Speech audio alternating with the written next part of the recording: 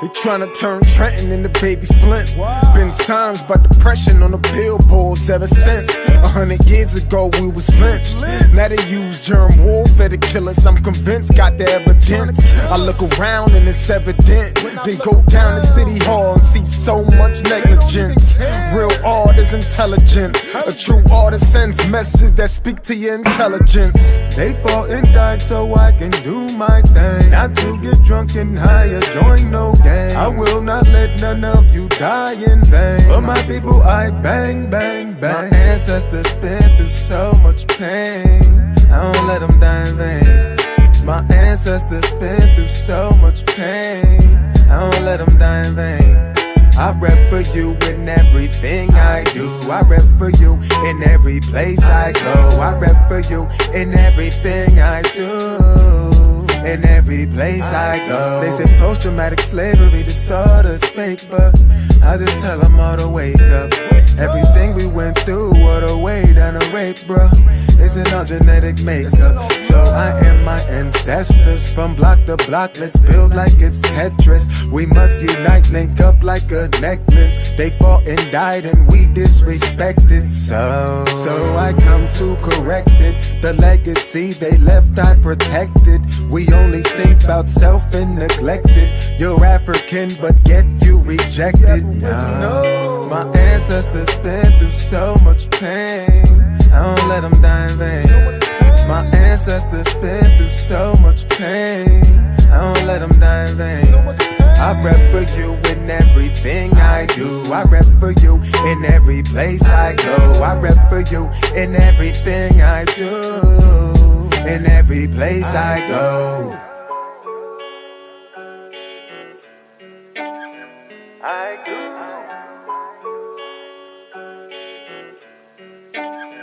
I go.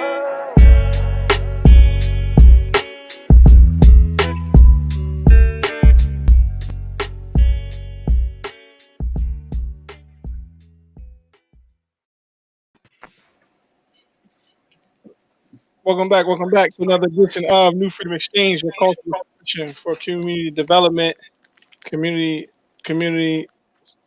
remix. I remixed it. I'm got frozen. Welcome back to another edition of New Freedom Exchange, your cultural expression for social dignity and community empowerment and development. I'm your co-host, Brother Dean, here with Marsha. Assalamu alaikum, Sister Marsha. And assalamu alaikum, alaikum assalam, peace. Imam Bilal Hassan here, live and direct, New Freedom Exchange with Assalamu alaikum, Rashad Abdurrahman.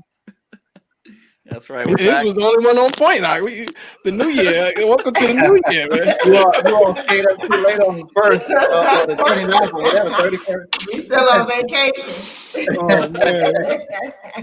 Back in the mode. So thank you everybody for tuning in. Please share the stream and let us know. Also comment and let us know where you're tuning in from, so we can shout you out, bring you up on the screen, shout you out. And like I said, please like the page, New Freedom Exchange, and subscribe to our YouTube channel, New Freedom Exchange as well. Before we get into the topic tonight, just want to do our check-in. You know, how's everyone's few days been? And welcome to 2021. Welcome to 2021. Everything's been good, though. Everything's been good. It's been chill. Nice days out of work for me. The kids are in here, behaving as much as possible. So that's always a good thing. Pretty chill on this end. How about for y'all? Yeah, same for me. It's been last few days I had my cousin, well, not my cousins, my children's cousins, my nephews and nieces over. It was about 12 of them. So we were rolling kind of deep. Had to bring out the New Freedom Rider bus. So we'll show them pictures probably later on. But yeah, it was a good time.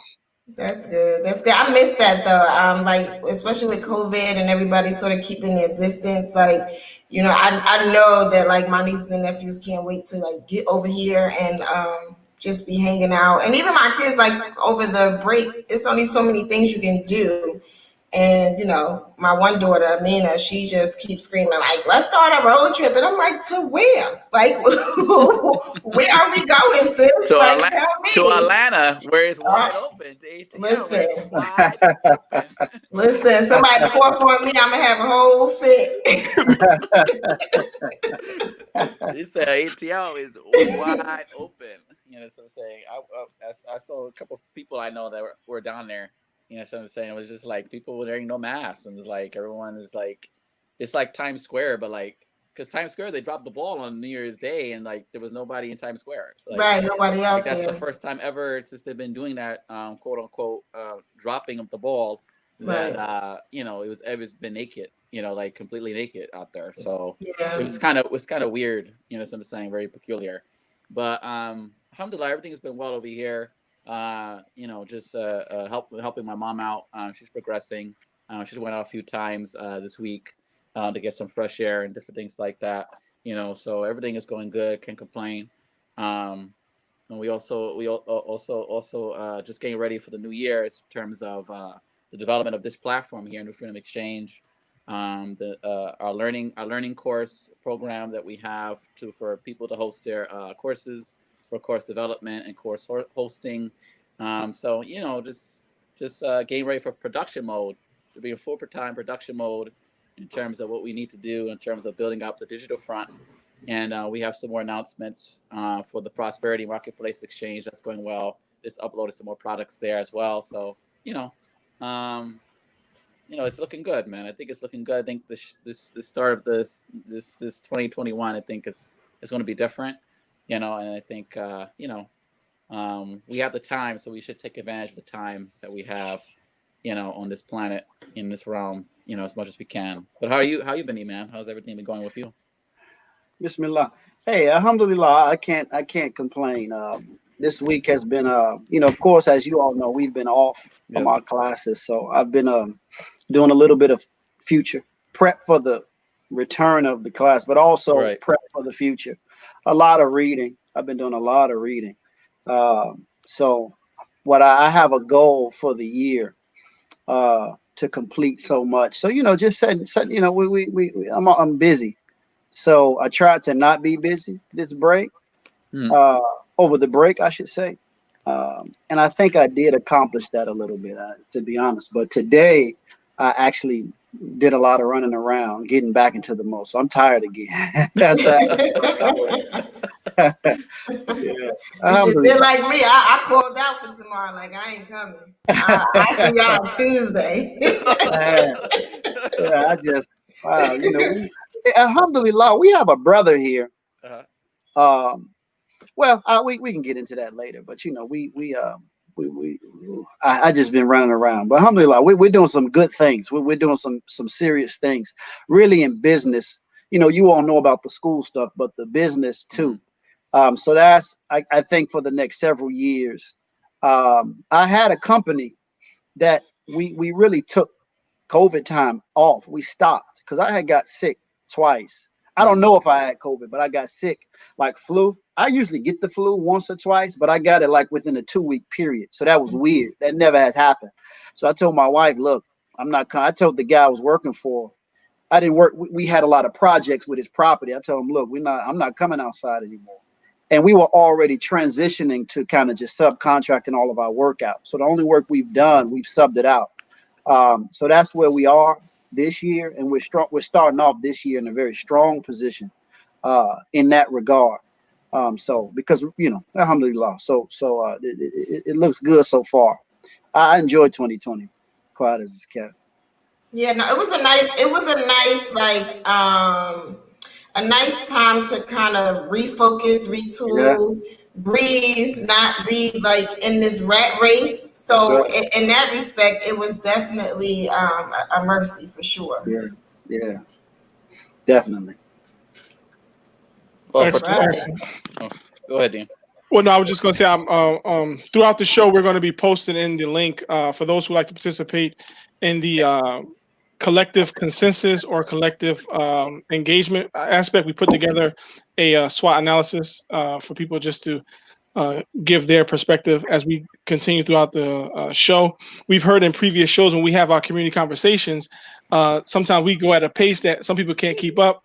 So we just want you all that you can always tap into the links and just put in any comments or any questions so we can follow back with the imam afterwards or something he might have to address next time. So we just wanted to make that available for you all, inshallah, or God willing, before we kick it off. Let us know where y'all calling from or where y'all watching us from in the comments.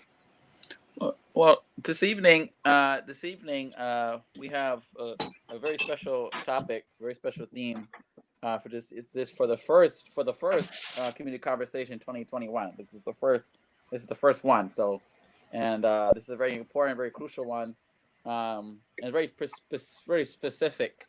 So the topic is leadership in Imam Muhammad's community.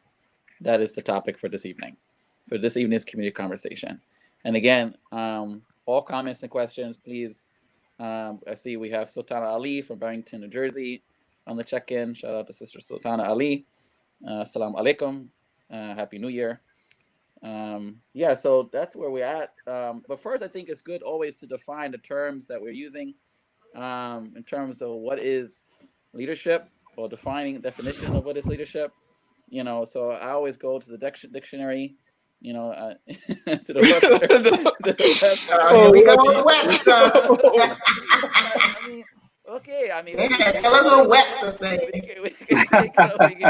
I mean, we're gonna. Well, of course, that's not the. Walaikum San Diego's in the house. Yes, the San Diego, Cali in the house, the West Coast. Appreciate it. So let's shout out to Sister Khadija. Of course, yes. Always. Hey, Sister Marsha. The sisters be. So let's look into this definition of leadership, just briefly, and then we can build off of it and add to it as we normally do. Shout out to Ishmael Fahimi in Dallas, Texas, in the house. So leadership is the noun. It's a noun. Of course, here's some generic. Definitely want to read all three of them. The action of leading a group of people or an organization. The state or position of being a leader, which is, I don't like that one, that's whack. And the leaders of an organization, country, etc. So, and this is, here we go. What is the true meaning of leadership? Here we go. Maybe this will give us some more context. Leadership is about creating a way for people to contribute for something extraordinary to happen. When the term leadership is mentioned in common conversations, it's usually associated with having authority in job promotions. In other words, it is shown on with a mainly positive light. And this is our full article. I'm not going to read it, but it's called "The Real Meaning of Leadership." So yeah, so that's what we read. Yes, I'm saying.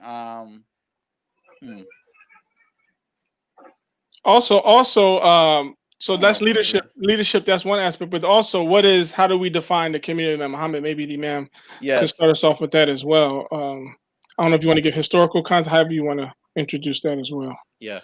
Yes. So what was Bilal, you finished with the Webster? Yeah, I finished with Webster. You know what's interesting though, even in like if you take Islamic studies classes, if it's law or theology or whatever, we don't like theology, but for want of a better term, English term at least, they'll do that. They'll go to just the regular definition first, and then get into the meaning of the term in accords with this particular discipline of knowledge. So it's interesting. For us, obviously, we're talking about religion. You know, the community of Imam Muhammad, our community. These concepts, as we understand them, they have to come from our religion. So the word for leader in Islam is imam. We have several terms. Another term would be amir. And then you even have a term that is called khalif. We'll get into khalif or khalifa later, inshallah. But imam is the most popular term. It comes from the word, it comes from a word that just means to go out front. To go out front. Technically, it means a leader and one who leads and teaches. So Abraham, for example, upon him be peace, Prophet Ibrahim, he is called the Imam. Allah says, I am making you an Imam for all mankind, meaning a leader and a teacher. And also in that a model too. And we know that the role of the Imam is to lead and to teach. Now we're defining leader with the word leader. And that's why model is perhaps necessary to use, because the person educates and the person also demonstrates what they're talking about. Because in Islam, the learned are those who practice what they know. So that's just in general. But the understanding of the one who goes out front, it's an interesting idea. Allah says, for example, in the Quran that they are among the communities of animals and the birds, or among the animals and birds, they form communities just like us. And we know that there are entire disciplines of science that study this now. For example, they will study ant communities. E.O. Wilson is a very popular, I think he's a Cambridge scientist, but they study another one. It's a lady. She lives with chimpanzees. I forget her name. She's very popular in the Western world. Jane Goodall. Jane Goodall. Yes, ma'am. Thank you. So we know that the behavior that we express as creatures of community, what we will call our gregarious nature, in other terms as well, they also have leadership. And interestingly enough, leadership among them is also even at the animal level and even at the insect level. And philosophically speaking, I think we can even kind of see it in the behavior of non-living matter. But for living things, for example, the animal that goes out front or does something first usually becomes the leader of the pack. There was a show that was out years ago. There was a man, he was a dog psychologist. And he showed, for example, that the dogs will all be locked in a cage, like in a kennel or at what we call the pound. I don't know, the pound. And there'll be a group of dogs, and you open the cage, they won't readily come out. But whoever goes out first, that one will become the pack leader. It's just clocked into their nature. And you all have seen birds, geese, others, not crows, but geese and other types of birds fly. You will always have one out front. So this sort of the idea, or sort of the implications just in the language, to go out front, to be the one to step out, and then others follow. You actually see it in the very behavior of things in the natural world. Also, the term imam, it actually comes from mother, the term And some of the teachers in Islam, they say imam is mother twice. It's really simply because the one who is leading the community, he has to have the attributes of love, compassion, concern, etc., that we tend to associate with mothers. Oftentimes we do think about the imam as daddy, as the father, but when we really look at how mothers are, and how mothers are very nurturing, and how mothers are very aware of the unique needs of every child in the family, and the mother is very hands-on, just these sort of qualitative attributes of the female, you can really see the richness in that understanding of imam coming from So all of that's associated with the topic of leader. So leadership in the community of Imam Muhammad. So as Imam Mujahideen said, we have to also look at what is the community of Imam Muhammad. I have a lot of material. I brought this out. I just, I read and I read from Imam Muhammad, study Imam Muhammad, and a lot of these things within the past few days, maybe week or so, I should say, kind of jumped out at me since I knew we were going to talk about this. So maybe I don't want to. Maybe at some point we'll get to this. I don't want to keep referring back and forth. But the community of Imam Muhammad, how we understand it is, Imam Muhammad, the community of Imam Muhammad, we can't really understand it and appreciate it without understanding him.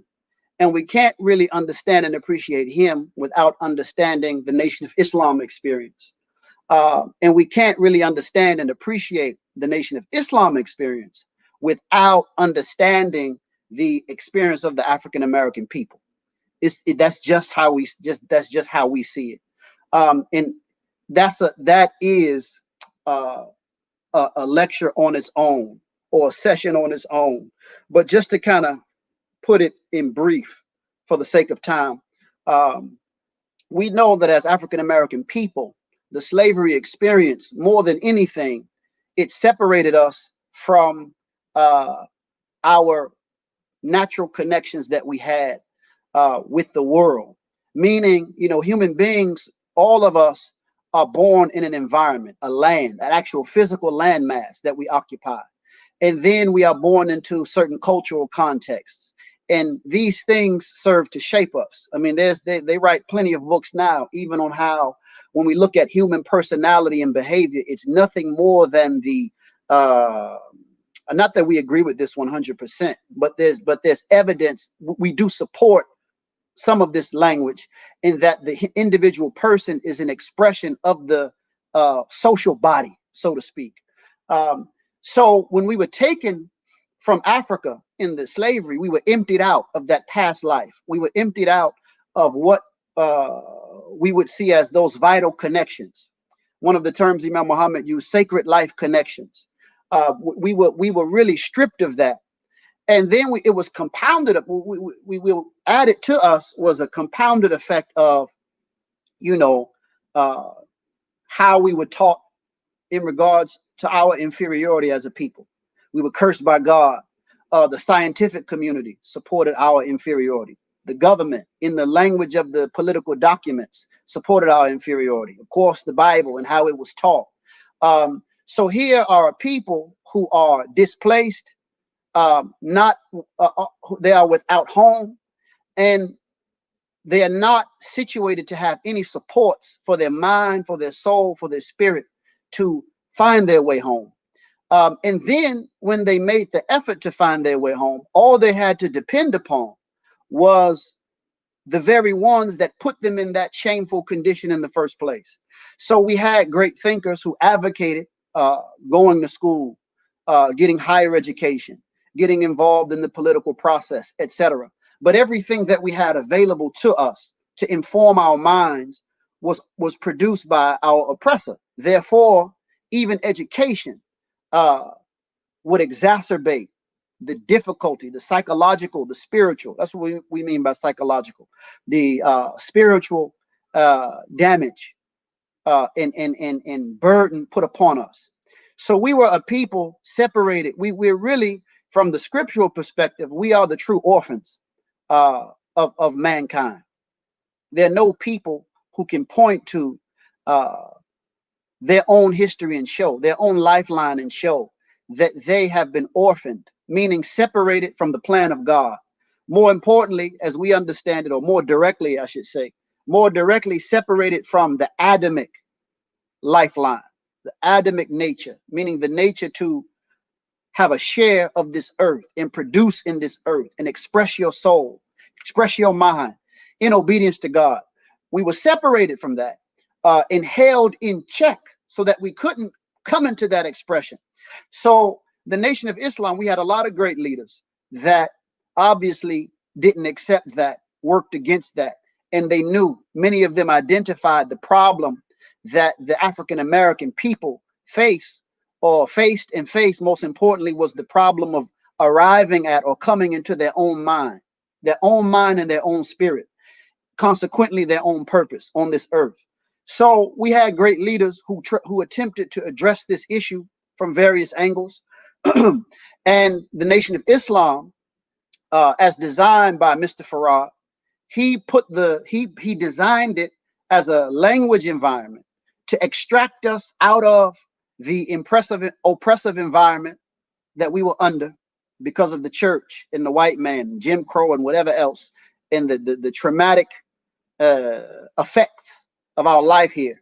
He gave us a language environment to extract us out of that. But what was the purpose? It was to put us in a condition that our minds would be free to struggle.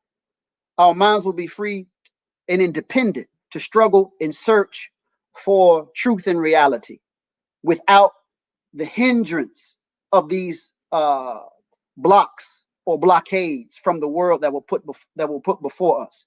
Therefore, we would have the freedom and the boldness to question the white man's world, the boldness to question his history, his science, to question the Bible, to question our whole reality.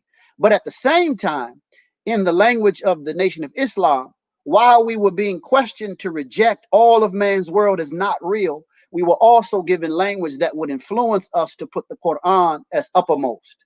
We would put the Quran and Muhammad the Prophet uppermost, and we would have a desire to join the international community of Muslims. So I'm really putting it in brief, but we see Imam Muhammad, as he said of himself, he is the first fruit of Islam, meaning that he is the product of that particular experience.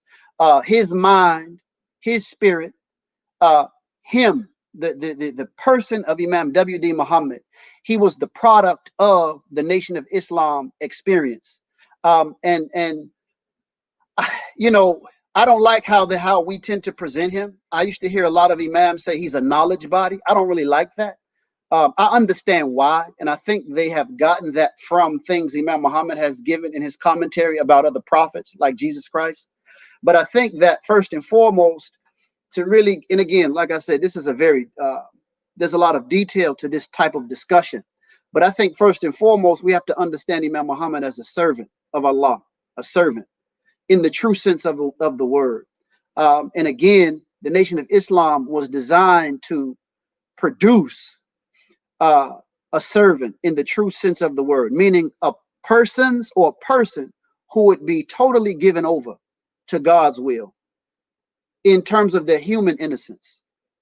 Because to not be affected by the world and not to be affected by in other words, the world's philosophies and theologies and theories, and also to be a product of the moral discipline of truthfulness and decency, not consuming alcohol or smoking cigarettes, etc. That discipline produced the discipline that's brought about because of the language environment of the Nation of Islam. It's designed to cultivate a person who is strong and established in their human innocence and decency.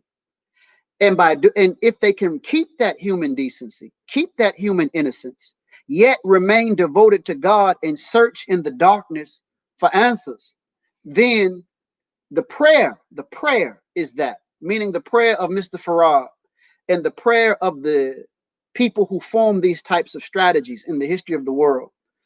Their prayer is that God will produce an inspired leader, and God will enter into the life of that leader and guide that leader so that that leader can in turn guide those people.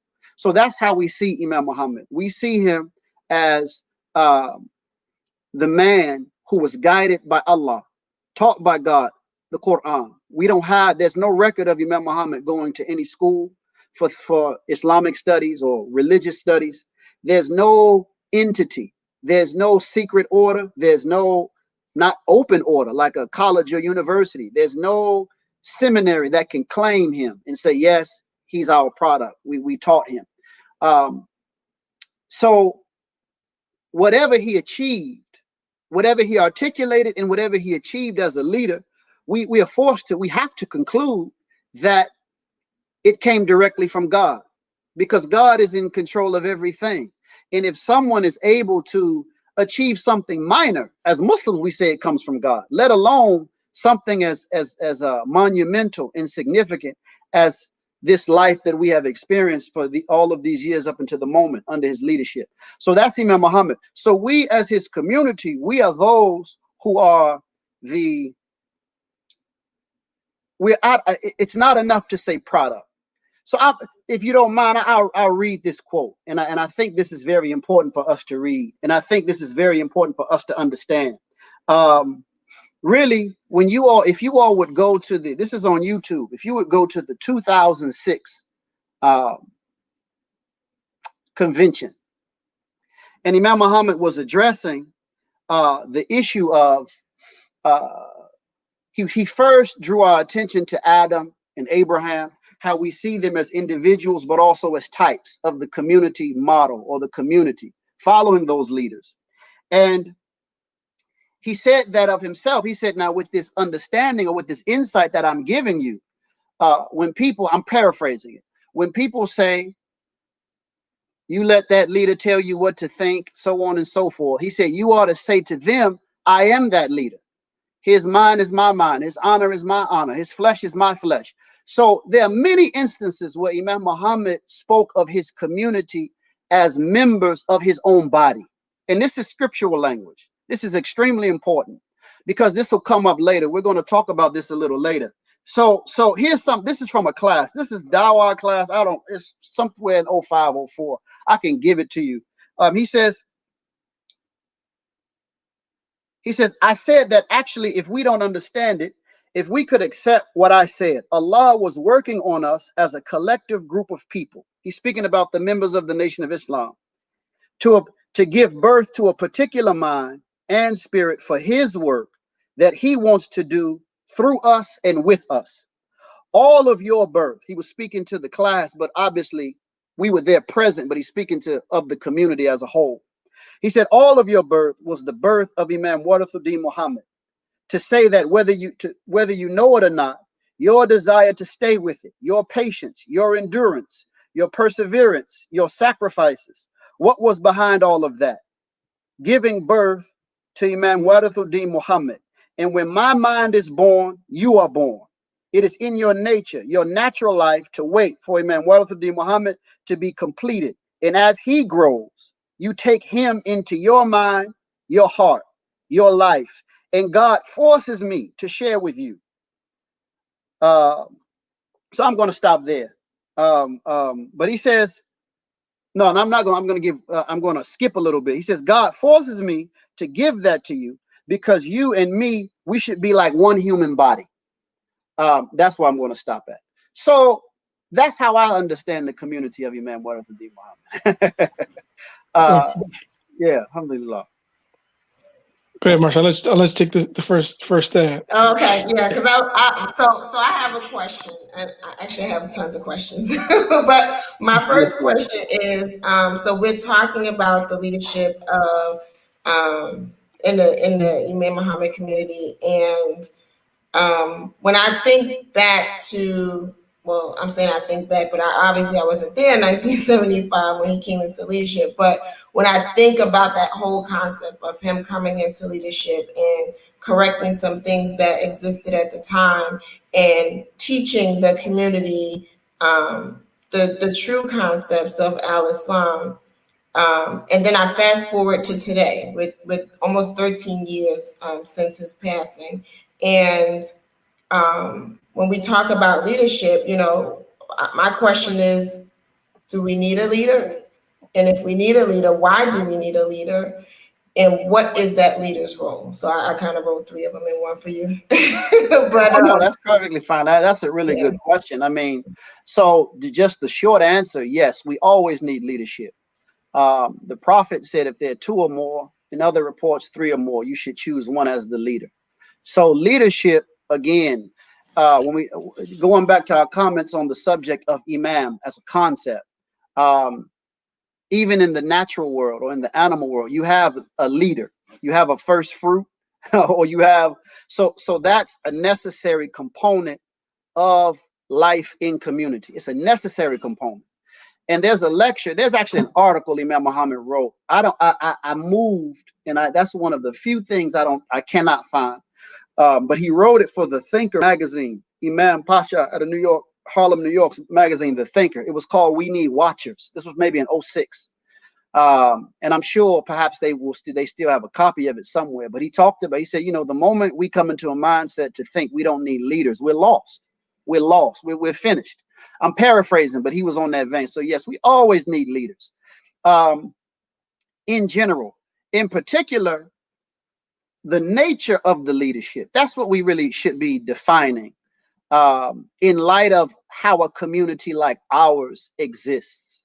I can't remember the other two. What were the other two questions? I'm sorry. The other two were, the first one was, do we need a leader? Why do we need a leader? Which you answer. And then what's the role of that leader? And okay. I'm saying leader, but we may be talking about various leaders in various, parts of the community. That's for us to discuss. So to the question of why, to go even more into that question, why we need a leader.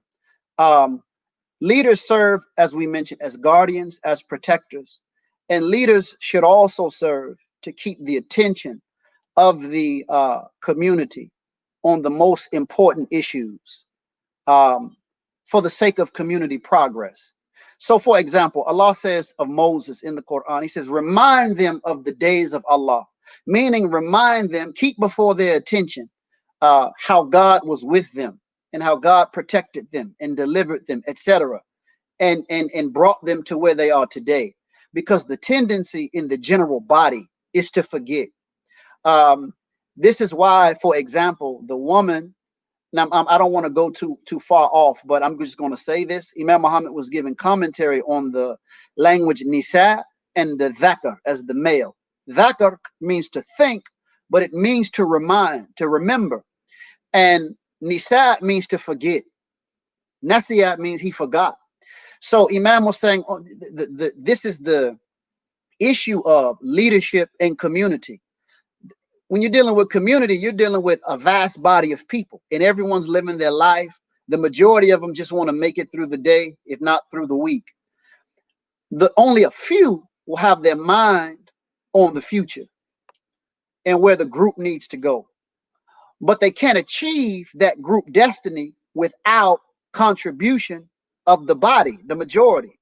And that body, that majority has the tendency, because they're just living a quote unquote, for want of a better expression, normal life, they're not concerned with these deeper or higher matters. Their tendency is to forget.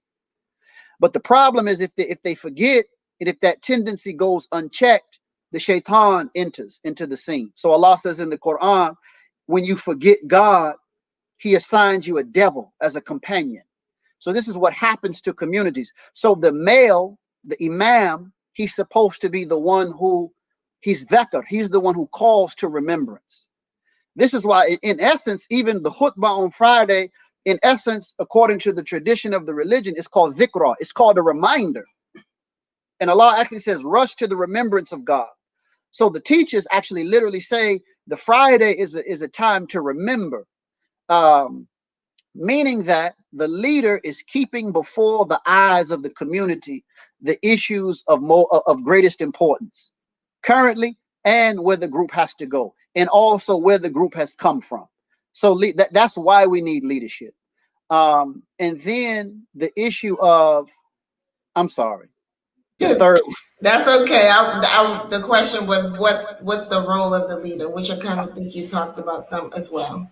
So yeah, to that, I just want to be very clear, though, for a community like ours, the community of Imam W, Deen Muhammad, because we're a national community, the role of the leader, not just because we're a national community, but because of our history, the role of the leader has to reflect the historical movement of the group. And again, in light of that, where the group is trying to go. So for example, I'll give you just this as an example. Imam Muhammad, if we look at Mr. Farad, the Honorable Elijah Muhammad, Imam W, Deen Muhammad, we can see each movement as being absolutely necessary. We can see Mr. Farad as the one who cast the seed, for example. The Honorable Elijah Muhammad is the one who tended to the garden.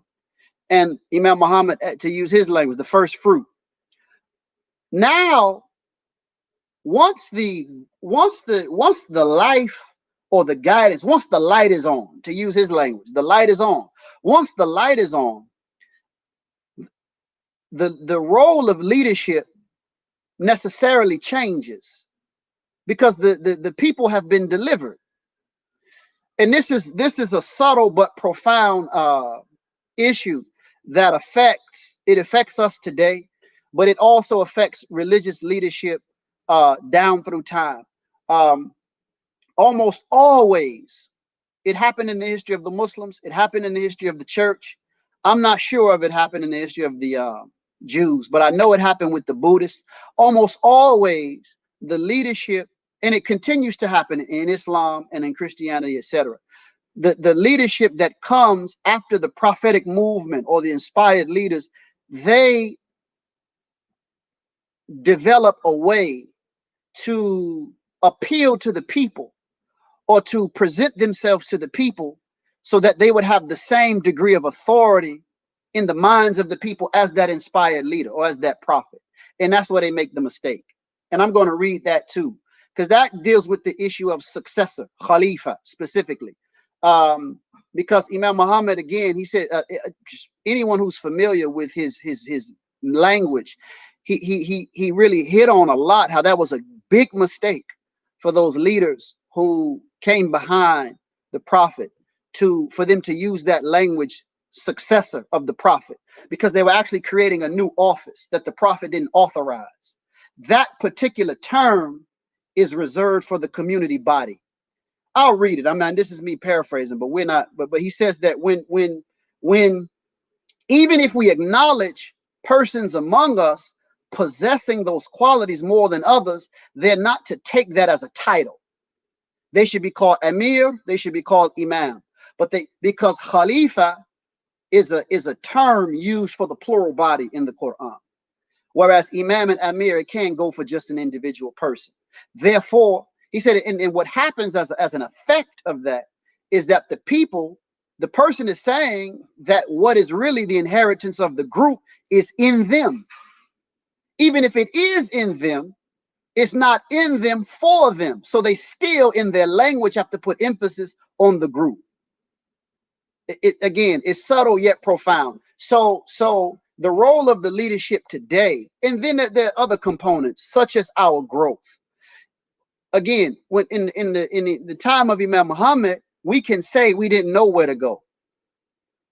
Today, we can't make that claim. We don't know where to go. If we don't know, we're not looking. We're just not looking. And in light of where we need to go, we have to conclude that we have to enter into Egypt through different doors, to use that expression. And we need leaders. In other words, the leadership body or the leadership entity has to become more diverse, more evolved in light of the community needs. So, we tend to overlook this even with Imam Muhammad. You can look up so many times when Imam Muhammad said, hey, I need several people doing what I'm doing. I need you all to take over the business interests so I could be freed up. You all to take over the political interests. So again, he mentions it in the Ramadan session of 95. It's too much for one person. Even when the inspired person, he talked about the prophets, even when the prophets were there, they couldn't do it on their own. That's why we all have to say, I am David, or I am Muhammad, or I am that leader, because it's all existing and conforming to the body, to that overall body. And as Imam Muhammad would say, I wish you all didn't even have to see me, just see where we have to go. Just see where we have to go and get busy. So all of those things we have to take into consideration when we look at the role of the leadership today. Specifically because we have national communities, but we have a national community and we have local communities as well.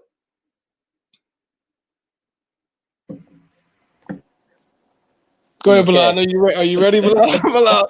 But before Bilal go real quick, because as you touched on the role and the nature of leadership, I also thought about the succession of leadership. As you said, once the prophetic or once the inspired movement has come to its maturity, and then there becomes a clear path on where we should go, then what is the strategy, or what is the importance of nurturing that nature, right? Because if we've misidentified the nature, and we try to put, like you said, an individual as if it's them or as how they say it, then it also affects how we nurture the next generation. One of the important things to take away from, I mean, again, Imam Muhammad was very clear that what had occurred to him, he expected it to occur in others among us for generations to come until our people were delivered as a people. So, because that's necessary too. That's a necessary thing. But and he said in one reference, he said it doesn't have to come right away. It can happen long after I'm gone. There are a lot of times when Imam Muhammad spoke about the future leadership of this community. But I think what has to happen and what hasn't happened, I don't think it has happened to a satisfactory degree, is what Imam Muhammad called for, I mean, literally decades ago, which is the formation of what he called an intelligentsia. Years later, this is probably in '08, he was speaking about why he used that term, but he was saying in the Islamic world they have what's called ulama. These are scholars who meet and discuss, and they have as their interest the direction of their respective communities. He said, I use the term intelligentsia, just to relate it to something, to give us something in the English language. So he called for an intelligentsia, a meeting of the minds of our best leaders to address the needs of the community. That is what has yet to happen. And I think that is what has yet to happen in a way that it can really be appreciated. And I think that's what really has left a lot of community members feeling uneasy. It just comes up all the time. It has never stopped coming up for 12 years. So let's look at that a little bit, if you don't mind. I mean, I think that, as I recall, what I used to do back in those days, if you all remember, I think MySpace was out. MySpace, and Yes, yes. so people bad. would blog, Black So I used Planet, to record MySpace. that stuff. And I remember this had to be like 2 days after Imam Muhammad passed away. Imam Shuaib had shared a document with the community. And he said that, I don't know if it was ISNA or ICNA, it was some group that he presented it to. And Imam Muhammad was present. And that group, he said, in presenting it to the group, it was about leadership. He said, there was no qualms. There was no one who spoke out against it. Imam Muhammad approved of it, something along those lines. So he presented it to the community. It was basically like a downloadable document. I think it was like a slide presentation of, regional imams electing somebody. It was kind of like a leadership structure. And almost, it could have been the same day or maybe the next morning, this infamous quote comes from Imam Yahya, where he says, well, we know it today as quote unquote leadership is local. That was the first time I remember that quote this was like right after Imam Muhammad passed, literally. As a matter of fact, perhaps it was a couple of days after the janazah, not the passing, but the actual janazah. And of course, we know Imam Yahya had traveled to several places, and there were discussions on the internet, and that language was thrown around. But as I remember it, and as I have it recorded, I don't have the document here. It's in my room, but I could share that with you all as well. I remember Imam Yahya saying in response, the quote was, Yahya, if anything should happen to me, the community should remain as I have set it up. Leadership is local. And then the quote continues. It was something along the lines of we get together on national matters, but we run our affairs locally, according to. So if we really look at the first part of the quote, the community should remain as I have set it up, then that just naturally begs the question, well, how did Imam Muhammad set the community up? Then the next quote, leadership is local. Now, to some degree, that's not all. The way that one part of the quote just spread like wildfire, to some degree, you can't put it all on one brother, Imam Yahya, because that's what I heard people do for years now. People have been saying, oh, da, da, da. But the imams took it and ran with it like that. They ran with it like that. So they took what they wanted to take out of the whole quote and went wild with it. Obviously, that's what they want. That's where they want it to be.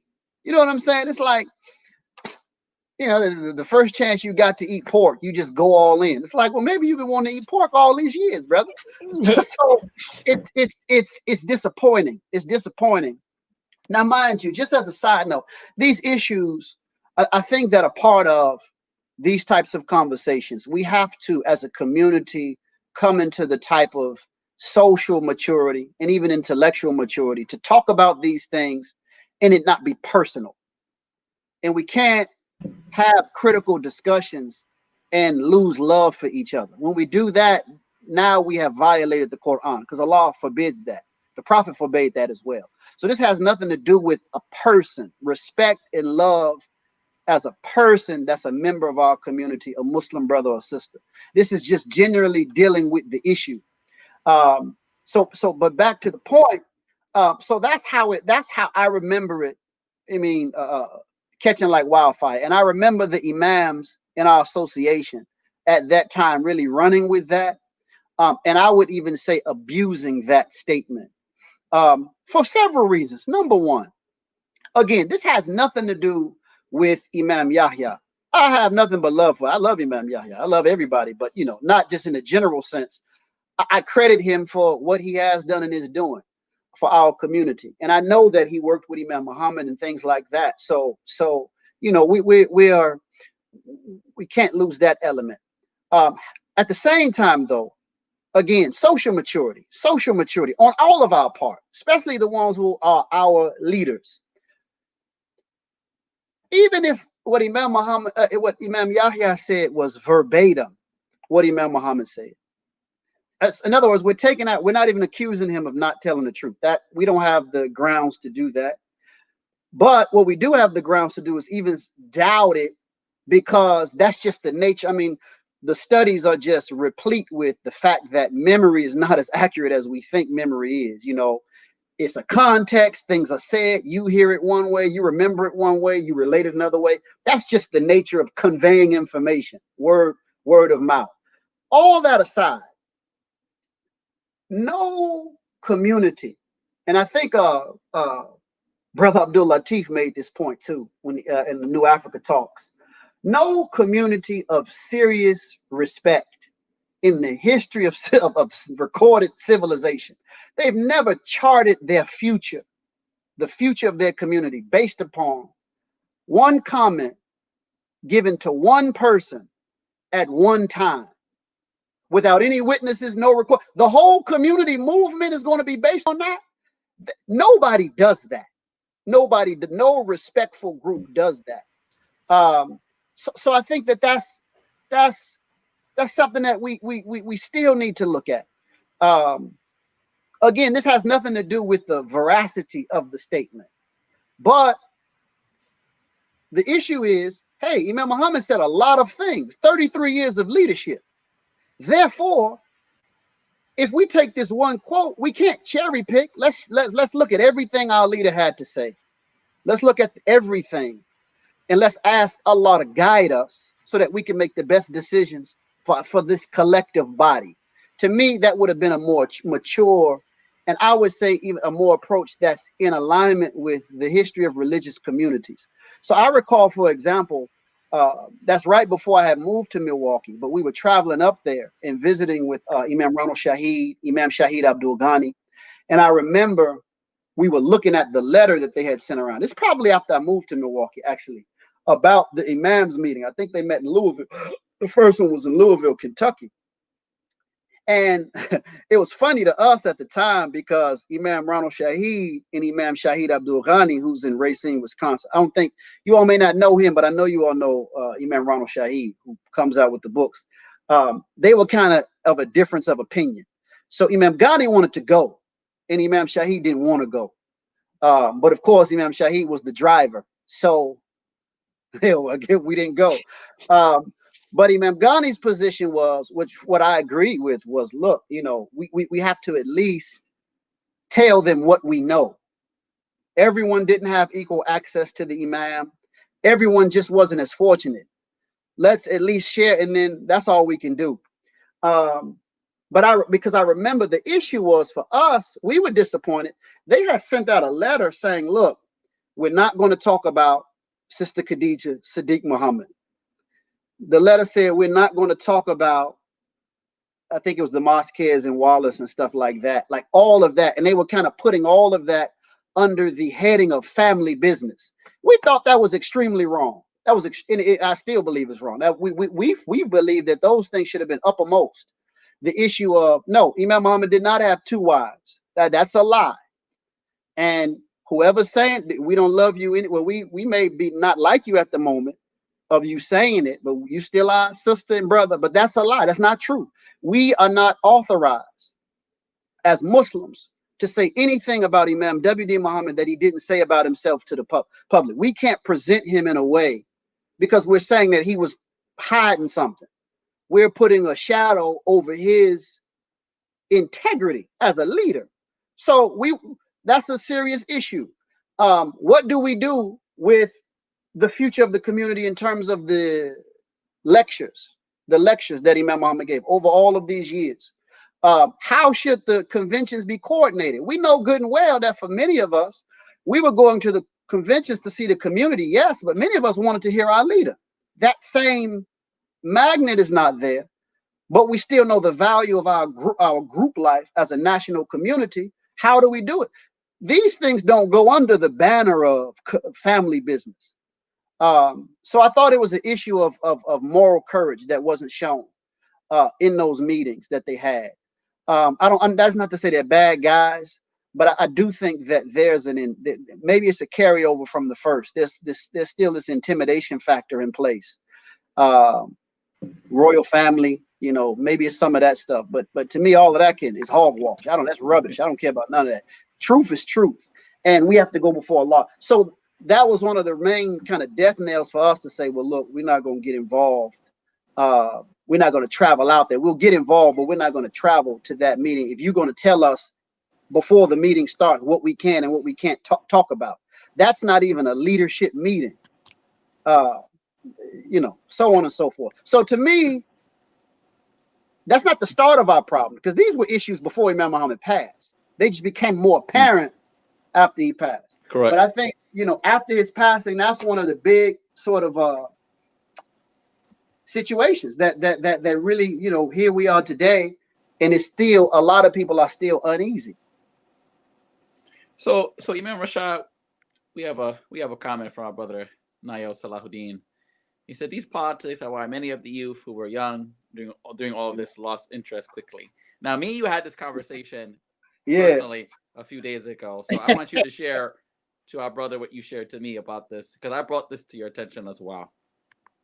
Yeah, I do agree. So I know Brother Nail. Assalamu alaikum, Nail. I know Nail as a sincere brother and student.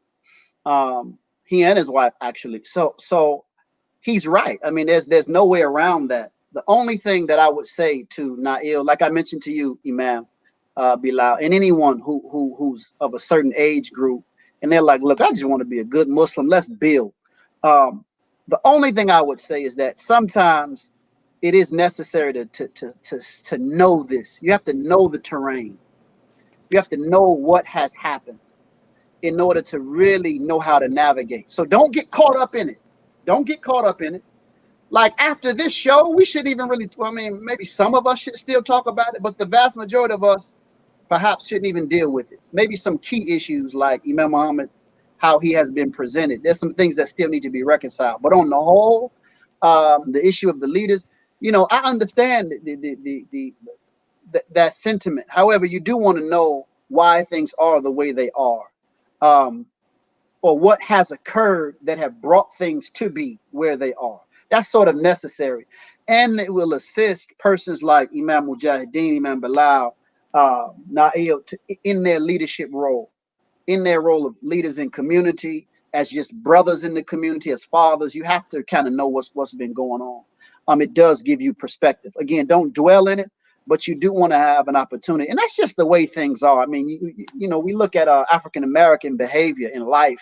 We just literally have to go back to slavery and see what happened. Why are we like this? And to know that it situates us, it gives us a stronger position to address it or to work with it. And then another thing is, there's certain, because we have people that compete for leadership in the community. And it's been happening since Imam Muhammad passed. In that regard, sometimes it's just necessary to be clear, to say, hey, I know she's a pretty girl and you see her at the masjid all the time, but you should go to our Instagram page. Sometimes you just got to say that. That's a real thing. So, and if you don't know, like, even myself included, I can present myself very well. But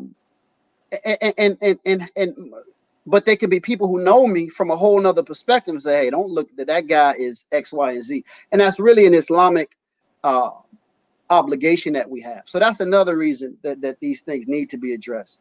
But again, you all who are in your 20s, you're starting families, I really would have moments like this where you become aware, but give most of your energy to building, and learning. So, you know, that's one of the reasons why we have our class, our school. I recommend to everybody when we're talking like this to also check out Sister Khadija Sadiq Muhammad's program as well, especially for young people like Nail and his wife. You know, into those classes, hear what Imam Muhammad had to say for yourself, digest it, look at the community, and man, yeah, don't get caught up in it. Don't let it affect your spirit, but just know what's going on. Know what's going on. Well, I just want to. So I have a oh, go ahead, Bilal. Oh yeah, I didn't get asked my question, but you know, I don't want to take away from you, Marsha. Go ahead. I'm sorry. You said I didn't. I didn't. No, I didn't. You know, but I do want to frame this conversation a little further. You know, Okay. you know, along this conversation, because we do have to address some other elements in the room that's present. And I'd like to first, you know, read this hadith, which was narrated in Bukhari and Muslim, on the authority of Abdullah ibn Umar. May Allah be pleased. Whenever God makes a man responsible for other people, whether in greater or less numbers, he will be questioned as to whether he ruled his charges in accordance with God's decree or not, and that will not be all. God will question him even about his family members. Each one of you is a shepherd, and each one of you will be asked about your flock. A ruler also is a shepherd, and he will be asked about his flock. And every is a shepherd to his family.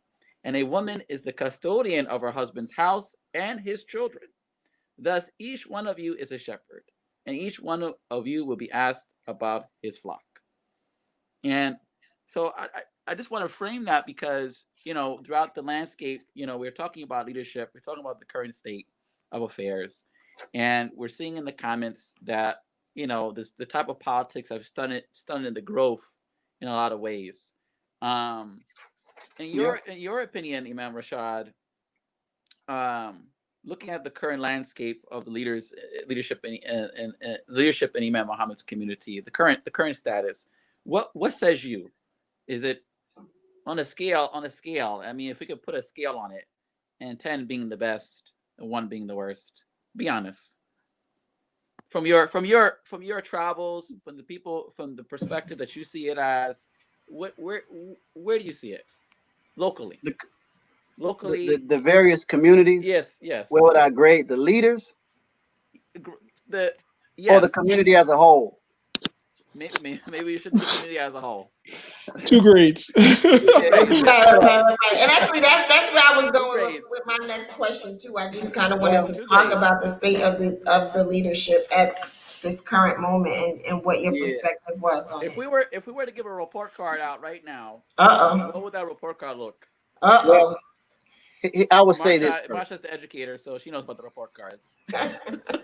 That's there. So I'm going to put it this way, and I think this is important for me to say this. We're a community, so we're one body. So no one of us can give out a grade without also giving a grade to ourselves. And I really see that everyone in this community shares some of it, except for the babies, like my little kids who just came home, children, I should say, they're innocent. But all of us who are adults, we share to some degree in the obligation, and therefore the grade has to apply to everyone, including myself. So I wouldn't put myself in a place where I'm looking like I'm outside of the group. I would have to give myself the same grade. I think that I would excuse certain members, even though everyone shares in the responsibility. I would excuse certain members. And then I would have to say, like the report card, you get reported for different classes. You see what I'm saying? It's not that cut and dry. So you have people who have done an excellent job in this area, but a deplorable job in that area. And then you, I guess in your question, you wanted to put it all together and make an average. You know, he like making things juicy. I mean, let's just be Well, honest. I mean, like, let's just be honest. I mean, at some point, I wasn't saying yeah. you as an outsider. You know what I'm saying? I wasn't saying you as an outsider should give grades. No, no, I'm You know, with you. I'm, I'm just framing it for me. I'm framing right. it for me, not for you, Bilal. For me to make sure that I'm saying it correctly and for people who are listening. But I Uh, appreciate your response, Imam Rashad, because no, and I do, I really do. You know why? Because we had some things happen in our community here in Newark, and you know, everybody sort of wanted to jump on one person. And I had a few conversations with some people that I'm close to, and one of the things that I said was that we're all responsible. yeah, When you Of sit course. back and don't say something, or when you see something and don't say something, or it don't feel right and you just sitting there and being quiet, yeah, you play a part. And that's right. so it's important to make sure that that's said out in the open so that people understand that they Right, have a responsibility. Like we can't just think that we, elect people as, this is right. the leader and you're the imam and now you bear the brunt of everything that happens. Like Yeah, that's just not reality, because now we go to that concept of what we know not to be truth in terms of like what people did with Jesus, right? Like all my sins yeah, are cast away because he that's he right. died on the cross, and I'm good because he got it all. No, Right, that's then now that absolves us from responsibility. And so then right. now what's your purpose? That's right. That's right. So I would say, if you average everything, I would say good D plus, a good D plus. That's like, in other words, that's that student who gets the D, but What's that? A they tried. 65? What is that? A 65, Marsha? Is that passing now? They tried. So you want to work with them to get to that C and work with them to get to that B and that A. That's how I would put it. Okay. Okay. Okay. All right. So I guess on the lines, I'm not the grading part. That's Bilal question. But on the lines of where the leadership is at the moment, my question is, what do we need to do to get to a better place? And I want A to better grade. Yeah, how to not get to a just better grade. okay. No, when I That's say the letter last grade, grade. That's not my language. no, My no, language Right, is right, right. a better I'm state. going to ask my question the way I want to ask it. Yeah, yeah, yeah.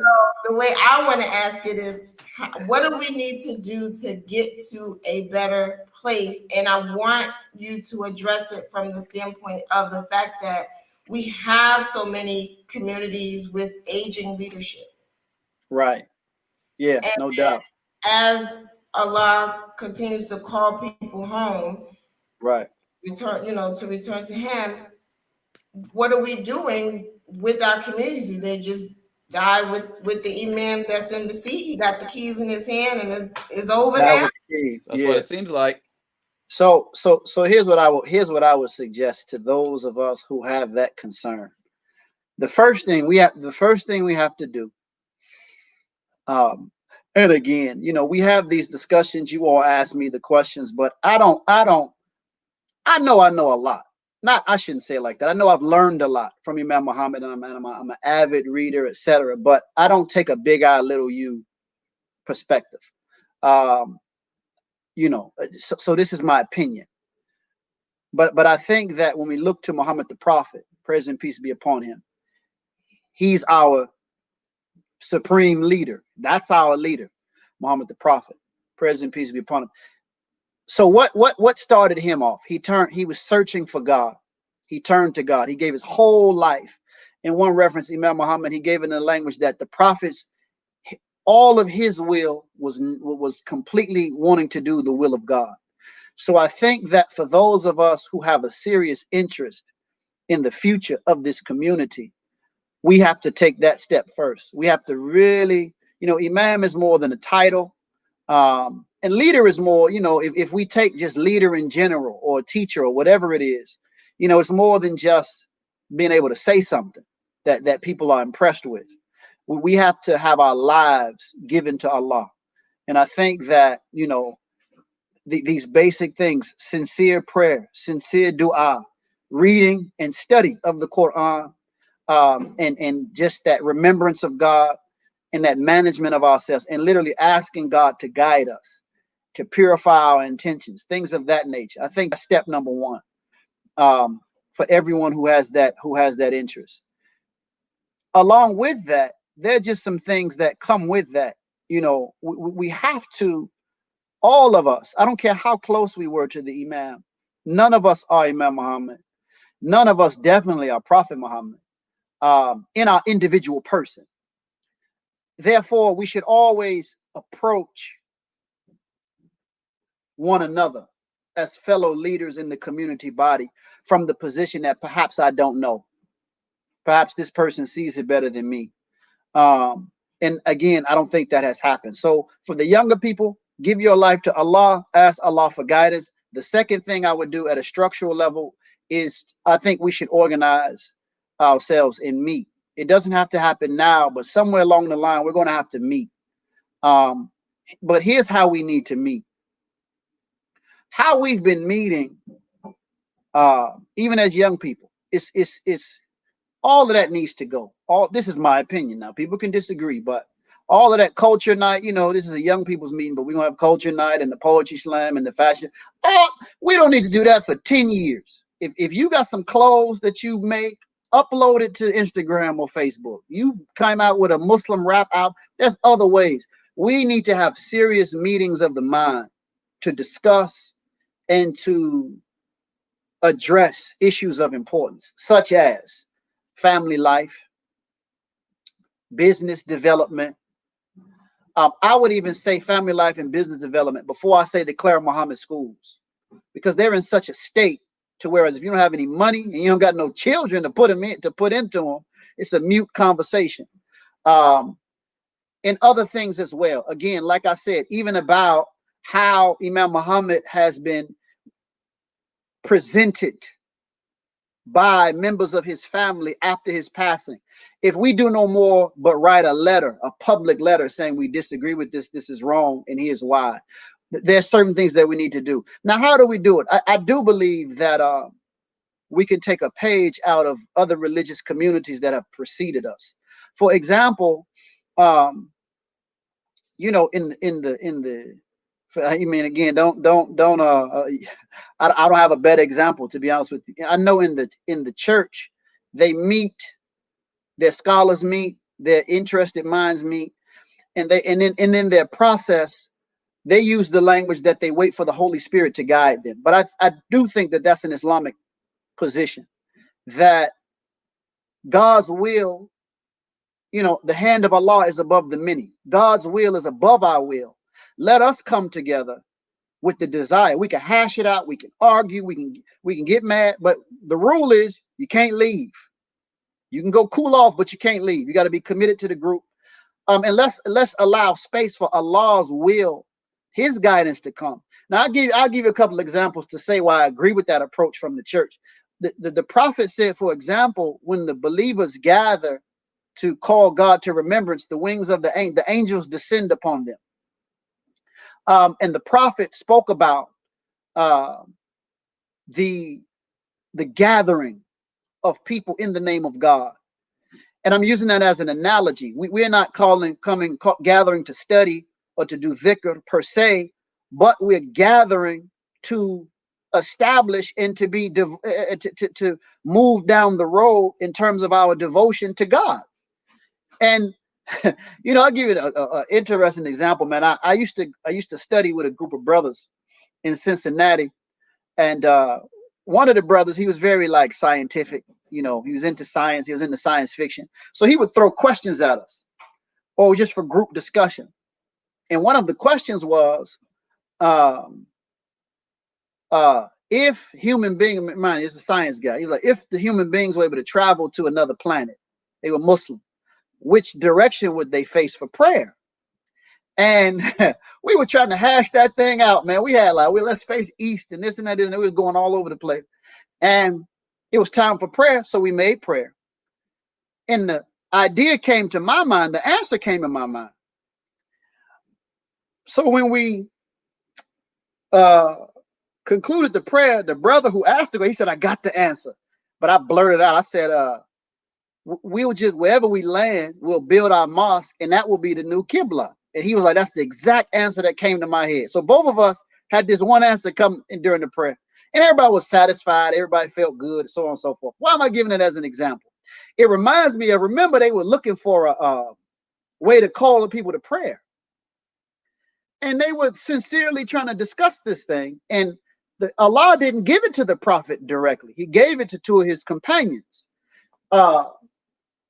So this is somehow we have in the history. That's my point. I'm saying I use that one story to say I've experienced it on a lesser level, and we have it in the history of how Allah, he will guide the sincere believers when they come together with the desire. No big eyes and little U's, no ego, no, I was with Imam Muhammad every Saturday for the last 20 years. We don't care. We care, but that's not what we're talking about right now. We just want you to bring that to the table and contribute. Because you may die in 3 minutes. You may literally die. So all of that, I was with Imam Muhammad. We don't, when people talk like that, you cut off the discussion now. Because what that literally means is you don't have anything to say in my presence. Because whatever I say, it's like Imam Muhammad said it. And, so people come with that. But anyway, I don't want to go on a tangent. But anyway, so I think that's how we do it. And I would really like to see the younger, because you all are not young. Y'all are old. I mean, man, I'm saying that now. I would like to the young people are our children. We're adults. We're adults. I would like to see the adults who were born into Islam or converted not too long ago, whatever the language we put.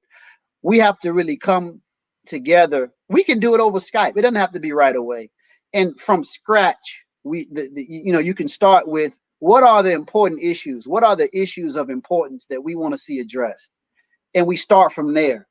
And we can do it over the course of weeks. And maybe by the time that we actually met is like when we really decide on. And it has to be tangible. So I mentioned, for instance, Sister Khadija, Sadiq Muhammad School.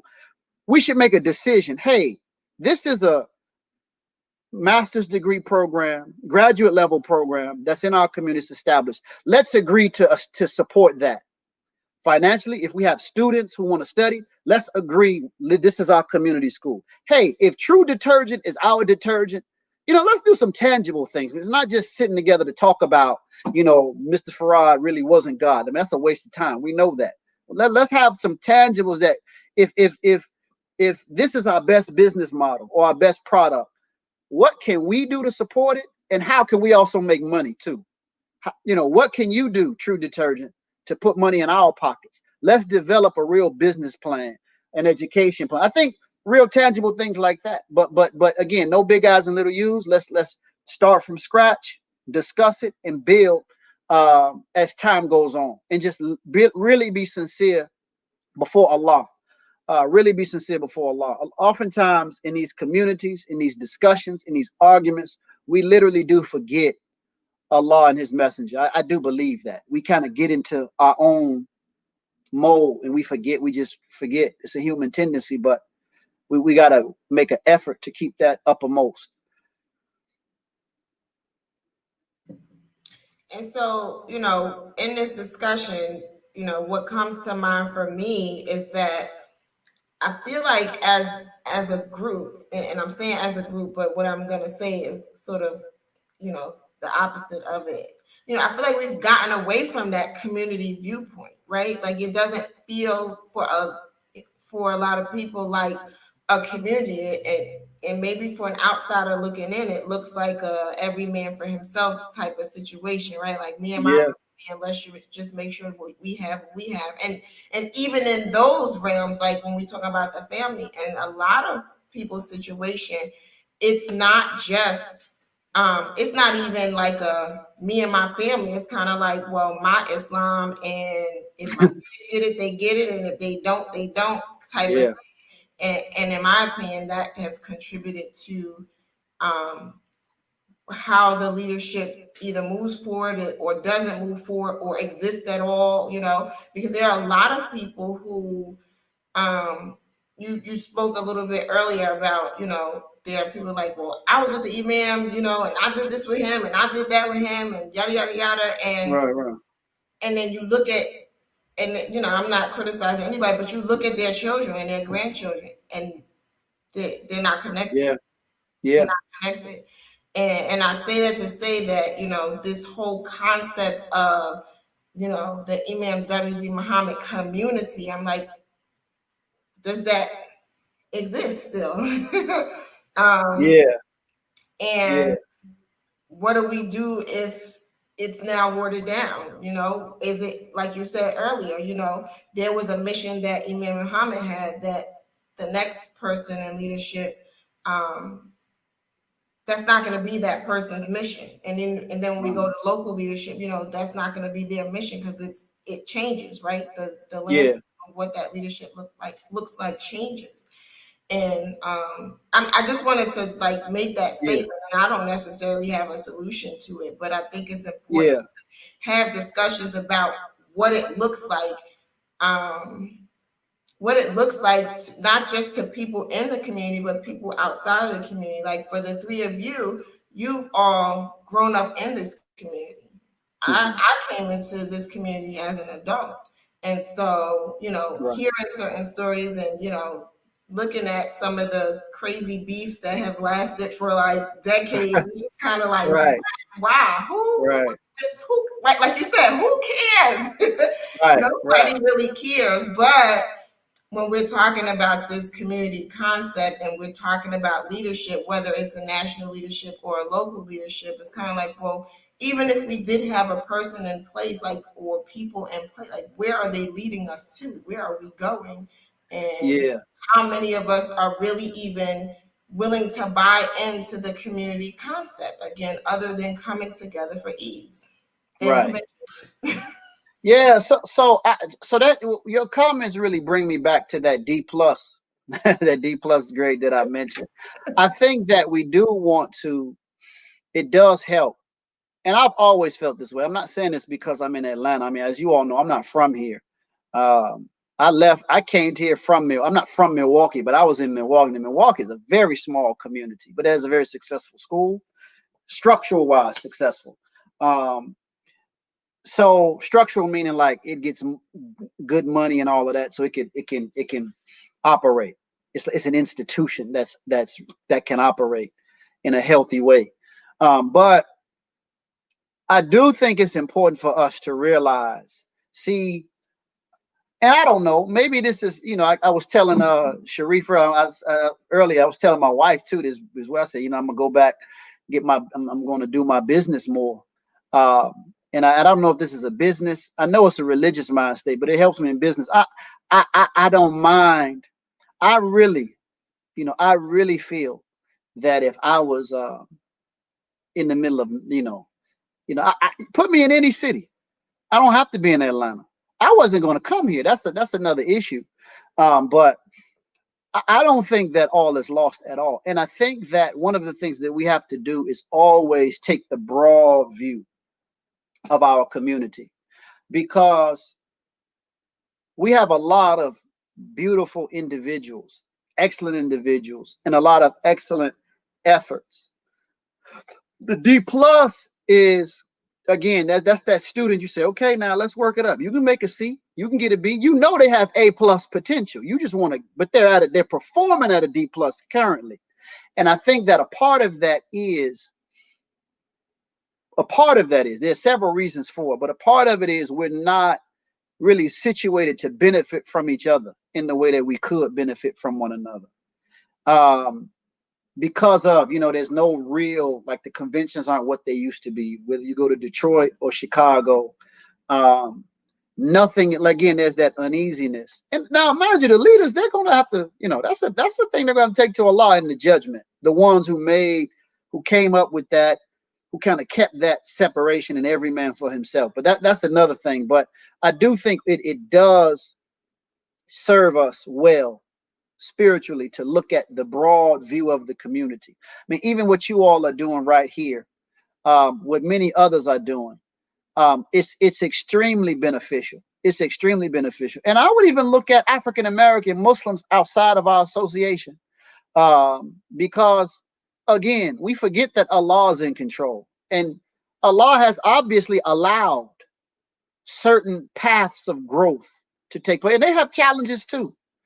And perhaps Allah is putting before us these challenges to test our muscles and to grow our muscles. That's how I really see it.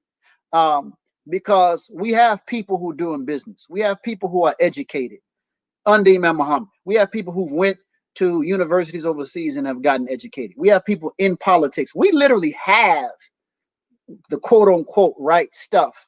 I think where we're failing is coordinating, cross pollinating and mutually benefiting from each other. So I think that is what should really be on the agenda. And until that, yeah, I really think that should be on the agenda. Now, there's some other kind of practical, like in your face issues, like communities getting older. Again, all we can do is suggest, because we're not in these spaces. I would go so far as to say we have a national trust, to whereas no building, because we've had actual properties in our community get lost.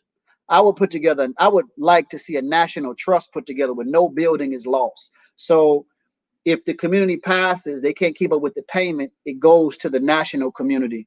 It doesn't go to, because we have a lot of properties that immigrants have taken over. The first masjid built from the ground up in our community in Florida was taken over by an immigrant community. So some of that is just like Negro 101. Like, we still Negroes. We got to get out of this. That's just our story as a group, which is bad. Yeah. So I just want to put emphasis there. That there are a lot of beautiful things happening locally and nationally. But one of the things that hurt us, we're not interconnected enough. So that's why I would start.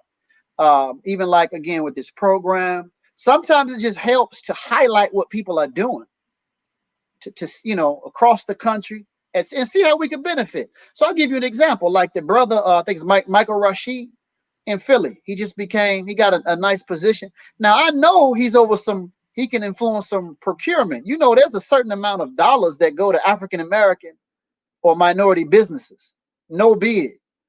So that's a business opportunity for young brothers in the Philadelphia area. I would see, man, in the majority of the needs from these city governments, local governments, like toilet paper, like printing paper, pens, stuff like that. So when I saw it as a business opportunity, 100%. I don't know how tight you guys are up there, but just to form a business coalition, say, look, we each put up $1,000, and we buy some. I mean, we got brothers here who can help you get the stuff. I mean, I don't know your relate. I don't know Brother Michael. I've heard of him, and it's obviously we're really happy to hear about that. But I think that we should see all of these things as opportunities for growth, and then be aware of excellent things like what the Imam in DC, Imam Tala Rashid is doing. There, what other brothers are doing across the country. Imam, can I cut you off, man? Sure. Can we talk about the black Muslim bourgeoisie?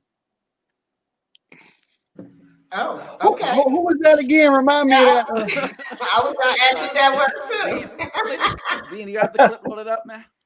Do I got the clip? No, I didn't come with the heavy artillery. We're gonna take it light tonight. You didn't come with the minister, man? No. Okay. Well, no, but there is a well, similar to how someone mentioned in the comments about the two conventions. I kind of alluded to when I was talking about the nurture process versus the nature process, because there are people who, as you mentioned, both of you, Sister Marsha and Brother Imam, about who claim their affiliation to the Imam by how close they were, their experience with him, right? But then there's elements in our community also that have a movement also, right? So there's groups of people in our association that have the way they came into the religion, the way they came into leadership, the way they came into the responsibilities they have, and then what they want to continue on, right? So we're battling the known and the unknown. Right. So when he said the black bourgeoisie or the Muslim black bourgeoisie, I guess it would be referring to Malcolm's concept of the black bourgeoisie, are those who, those 10% or 5% in our association that get the big jobs. They get the representation it doesn't seem like it on surface. I mean, like you said, if we don't highlight it, most people wouldn't know a lot of the benefits people get in our association that represent us, right? So, Right. but then they are masters, they're doctors, they're skilled at developing systems, developing everything that we say we need, like you said we have, but they do it for their own benefit and their own, whatever legacy. So I guess that's what Imam Bilal is trying to take a shot at. Exactly. Well, I don't know who all Exactly. belongs to that group, but It's okay. We're not gonna mention any names. It's okay. yeah, I think that even for people, I'm sure there's some, but you know, everyone serves a role. Everyone serves a role. I do think that we have to. Imam Muhammad said, "When you see me, think strategy." So I think we should take that. We should be strategizing too. So we should look at the quote on whoever is in that group. We should look to see, can we make use of them? If not, if they're taking from the community, we should chop their hand off, figuratively, of course. So but again, that goes back to everybody. If we just say, oh, look at them, they're doing this and blah blah blah, and we're not really, we ourselves are not in the work. That's what hurts us. So that's why I would put my attention at more. I mean, yeah, because I don't really know what you're talking about, to be honest. And it's okay to not name people. And people are people. I mean, human beings are human beings. So yeah, human beings are human beings. We'll just leave it at that. So I mean, the comments is going off. I mean, Yeah, Yeah, there's the some other comments are comments. really going on. I like the one from Tony Renee Wiggins, because that's sort of that was something I was thinking about earlier as I was preparing for us to do the show. I just yeah, I reflecting see on it. the fact that, like, even before we even talk about leadership, and probably this is sort of entrenched in that, the fact that the leadership is suffering, is that many of us don't even really know the religion. We don't know. Yeah, And it's not necessarily being taught in the masjid either, and that's a problem. And I think I did say when we were backstage that I was binge watching our classes. yeah.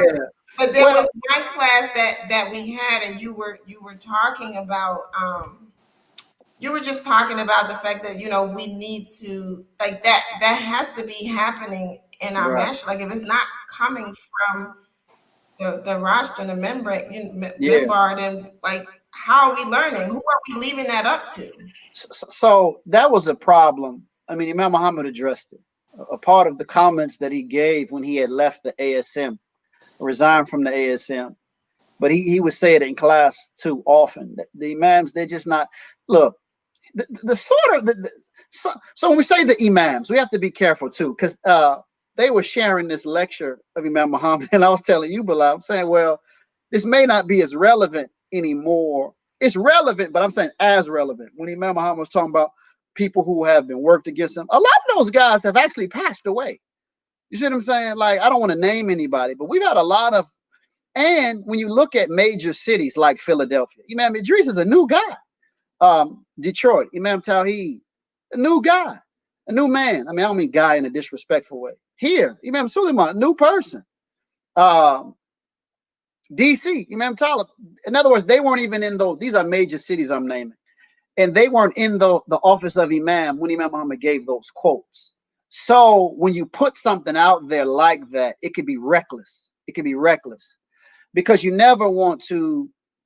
Again, we tend to soundbite Imam Muhammad, because I recall the last Juma khutbah that he gave to. So that was in 06, that lecture. And I remember him and Imam would go into details about those things in class. But but I'm laughing because actually the first class I attended, Imam Muhammad pointed out to members of the community. So Imam was always in that, he was always aware of that and addressing that. At the same time, though, Imam Muhammad, he said that, look, this was the last Jummah khutbah that he led for the community. So if you're going to include that quote, you got to include every quote Imam Muhammad said about the leaders up until the end. And he said, bite your lip until it bleeds and get behind that Imam and make salat. He was talking. This was the convention, Jumu'ah Khutbah. So you have to include that. And if you just put one thing, it's a little reckless, because what are we supposed to do with this now? Stage a coup nationwide? I mean, what are we supposed to do? Now, back to the main issue, though. Yeah, the reality is, the sad reality, but it's true. The majority of the persons in the office of Imam in our association, they have not studied the religion. They have not studied the religion to a degree that really qualifies them as teachers of the religion. The majority of them cannot recite the Quran. The majority of them don't know the Prophet's life or his tradition. They don't know the basic, like in an Islamic studies context, you would say the sciences. They just don't know. They literally just don't know. They just really don't know. So that's one thing. Then they don't know how to, a lot of them just are not good speakers too. You know, knowing something and being able to speak, those are two different skill sets. But for dawah, Allah literally tells us, invite to the ways of your Lord with wisdom and beautiful preaching. So Allah created us to be attracted to beauty, to be attracted to that which makes sense. We find it appealing. So, you know, there's a place for excellence of deliverance of a message too in Islam. And I you know, you don't really hear, I think the Nation of Islam, I've never heard a boring, uninteresting Nation of Islam brother speak. I just haven't. Whatever they do in their training classes, you know, they could be saying pure nonsense, talking about the mothership, but they deliver it in a way, it's like, yeah, that's right, the mothership is coming. So it's a skill. And I think that the imams haven't gotten trained. So what do? It depends on where you are. It depends on where you are. Again, you all who are young, you in your 20s and 30s, even 40s, and you really want to see this community develop, I advise you strongly to become a student of Imam Muhammad for this community and become a student of Islam in general. Especially in light of the growth of Al-Islam at an academic level here in America. We have a lot of institutes and schools that are just here. Now with COVID, you can go into them online, and some of them are free. I would take advantage of them. I would be selective. I would consult. You can call me. You can call other people like Imam Suleiman, his wife, who actually study. You can ask, hey man, I'm in this program. What courses are best? You know, you can ask those brothers. You know, you can ask those questions. But you have to study. Not knowing is no longer an option. It's not those brothers who are the older quote unquote imams who that 2006 clip does apply to. They're never going to change. They're like 400 years old, man. They've ossified. That's what they are. And you just have to love them for who they are. But you have to prepare for the future, because the future is 2 seconds from now. You never know. If that brother, you know, Allah knows best, and we say, God forbid, we don't want, you know, we don't want to think of people dying, but when they pass, and they will, are we prepared? Those of us who are making these same criticisms, are you going to get up there and fumble Al-Fatiha too? See what I'm saying? So we're just in a beautiful time where we don't have an excuse not to know. Where we have to be, again, those of us who are 20, 30, 40, we have to reorganize our priorities. We can't continue to come home and watch TV and get on social media, you know, and just waste hours. If you get an hour, take a half hour a day, especially if you give khutbah, you're an imam, or you know that's needed. Sometimes you may not. I think Imam Tawheed Rashad of Detroit, he told me that. He said, you know, it wasn't even his interest. The slot was there, and had he not filled it, the community would have been coming under influences. So he had to assume responsibility. To me, that's a real man. That's a real man. I don't care whatever else he does in life. I don't even know what I'm just saying. Because he told me that, I have to honor that. Because he sees a need, and that's leadership. That's like, even in the business world, they'll say, how do you come up with a good product? You see a need, you answer it. That's leadership. So you have to do it.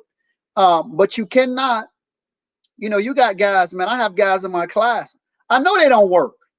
I know they're not working. And they don't ever turn in any homework and whatnot. It's like, brother, just we want to reach a point where those people can't even be allowed through the doors. You know what I'm saying?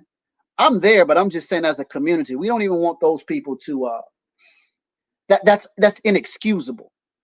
And then you ask the same brother to come speak on New Freedom Exchange or to give the khutbah from his Facebook Live somewhere on a Friday, and he'll do it, knowing he didn't study. So you young brothers, stop. We tend to repeat our parents' mistakes, no matter how much we disagree with our parents. It's just a psychological discovery. We tend to do what they do, and I'm telling us we need to make sure that that's not what we're doing. We have to study. We have to take this religion seriously. Delve into Imam Muhammad's. It's just available. I can give you myself. I can give you the classes. I can give you the Ramadan sessions. A lot of, you can just, people who know me, that's what I've done. But, I get brothers texting me questions, and I know I sent them the answer in the reading material that I gave. So I don't answer. I'm not going to answer that question. You telling me right now you don't read. But you're going to hit me, and I gave it to you. Now you're going to hit me up with, how many shoes does the cockatrice wear? I don't want to answer that question. Right. I'm sorry. I didn't mean to go. No, that's But it's important too to acknowledge that no one's trying to follow a leader that doesn't know. That's right. That's right. No one's trying to do that, and so that's important when we think about the vitality of our communities. Like, I'm not necessarily trying to follow someone who I feel like I'm doing some more studying than you, or I know, more than you. And I'm not just saying me personally, but in general, like, you want to know that the person that you are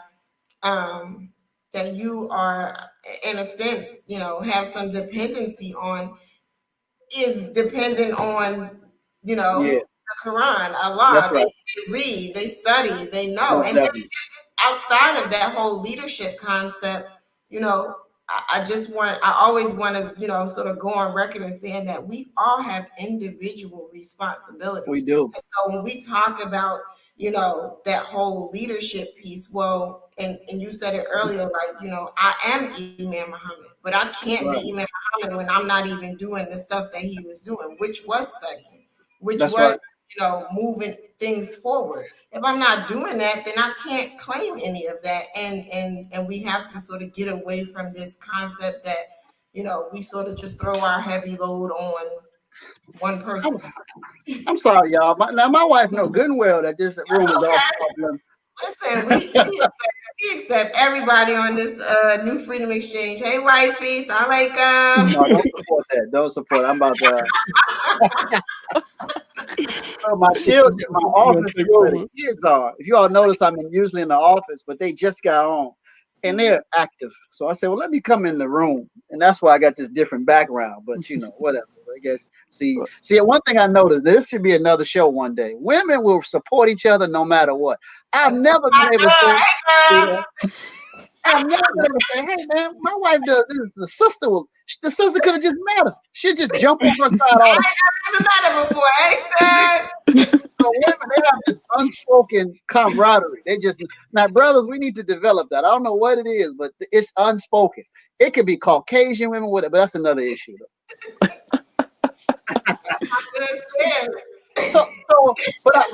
But to the point, I do think that it is. We have to become educated. So, and that brings me back to the issue of that language of succeeding, being a successor to Imam Muhammad. A lot of language a lot of things. It's not just that language. A lot of things that we've done since Imam Muhammad has passed. Again, there's no big I's and little U's, but all of us, we're forced to look at the world based upon what we know, our experiences, etc. It's very clear to see the people who are doing that are not informed. It's very clear. And it's not personal. It's just, look, these people are obviously not informed.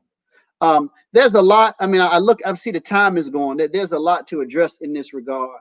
But there's some things that we do want to And I think, however it happens, I know that a lot of us, younger adults, we're in contact with each other. And I've mentioned to some of the brothers how we do need to address some of these issues. For some situations privately, for some situations publicly. It's a lot of stuff going on that has to be corrected. So a good example would be, and this is controversial. People may not agree with me, but again, that's not the issue. Individuals agreeing. This book that they just produced on the commentary of Quran from Imam Muhammad, just on selected verses or however it's worded. We should expect, just being humans in the human experience from the history of the first man until now, we should expect that people are going to put books together and say, look, Imam, this is what Imam Muhammad said. We should, however, have standards. And I think that we should encourage that. We should enforce standards. I would, however, like to see what Imam Muhammad said himself that he wanted to be done with that material be done. Because Dr. Nasser Ahmed, my father-in-law, Imam Ronald Shaheed, again, this is recorded. It's just a documented reality. This is not a statement that's unconfirmed. They were telling Imam Muhammad about, they weren't speaking about this project per se, but they were speaking about this material that they've compiled, and a part of it is in this project. And Imam Muhammad told them, this is to go to every trustworthy member of our association. I'm paraphrasing, trustworthy member of our community, something like that. So while I understand that books will be produced, and they should be, the material in and of itself, meaning Imam Muhammad's lectures that have been transcribed, Imam Muhammad told them what to do with it, which is to give it to the community. Now, from that, I may take up a project, Imam Muhammad's commentary on the relationship between Jesus Christ and Muhammad, and I will pull from all of that and produce a book. Perfectly fine. But so while we're producing books, that's okay. Alhamdulillah, we know that that's going to happen. While you're doing that, you have to do what the Imam told you to do, which is give it to every sincere believer among us. That's the issue that I really see. And I think that all of it rests on, and I think, it's a human weakness, but it's real. I have children, I tell my children something, and they'll do what you said, and sometimes they'll do their interpretation of what you said. You say, well, wait a minute, that's not what I said. And I think that's an issue with us. In a lot of cases, Imam Ronald, that's my father-in-law, but I have the recorder. He gave it to me. He has yet to produce the book that Imam Muhammad told him to produce. He got about 11 books out, but he still hasn't produced the individual book that Imam Muhammad told him to come out with. Again, this is recorded. This is documented. So these are our brothers. We have nothing but love for them. But it's the moral imperative says, hey, Imam, you done that. You've been doing that for a while now. You need to put out the book. You have to do what Imam Muhammad told you to do. Don't allow for how you see the thing to interfere with the direction given to you by our Imam. So a lot of these things are problems. And I think what ends up happening is that the community as a whole loses out, or the community as a whole becomes weakened. We become weakened in a lot of ways. So I'll give you a good example. So, there's a brother. So as you mentioned, Mujahideen, I thought that was the direction you were going in, but we have a lot of little subgroups now that have formed. And Imam Muhammad told us that was going to happen. That these people are going to stand up and present themselves. And we had a brother who he quoted a hadith about the Prophet terming some of his companions Khalifa. I forget the exact language. Now, obviously, this brother hasn't studied at that level, because he would know he can't even use that. That hadith is not even, it doesn't qualify as sufficient evidence. Any hadith where the Prophet is naming his companions a Khalifa automatically are subject to doubt. They can't be used. Those are all weak hadiths. Some of them in their portions. This goes into hadith study. The portions are forged because that term, the Prophet never used that term. And another, there are a lot of proofs, but one of the proofs is none of the companions ever used those hadith to support themselves. You see what I'm saying? So there's a lot of corroborative evidence. So from the perspective of hadith study, you can't use a hadith where the Prophet is saying, follow my Khalifa. It's just weak. It's inadmissible as evidence. So obviously the brother's searching for support for his position, but he doesn't even have a methodology. Okay. He was supporting this. He was quoting this to support this idea about the successorship. But as I mentioned to you all before, if you all go to this lecture, it's called, and I don't think the brother's a bad guy. I mean, we do things in innocence or with good intention. We just don't know. It's a lecture called Support Religion for Social Dignity and Community Empowerment. That's one of the lectures where Imam talked about using that language, Khalifa, for one person. To say any one person is the successor is a great mistake. And even if a person displays all of the attributes of the one they're succeeding, they should never take it as a title, because the successorship is the inheritance of the group. It's also now support for religion. Support. I know your father had put it up years ago, Bilal. I got it from a brother out of I think they got out of Boston. They call it like the Boston Talk or something like that. But on the Imam W. Muhammad Study Library, this is 12/09/2001, Trenton, New Jersey. Imam, he goes into the same. He talks about how he says, for example, the Khalifa is not one of us. The Khalifa is all of us put together. We all together represent the Khalifa.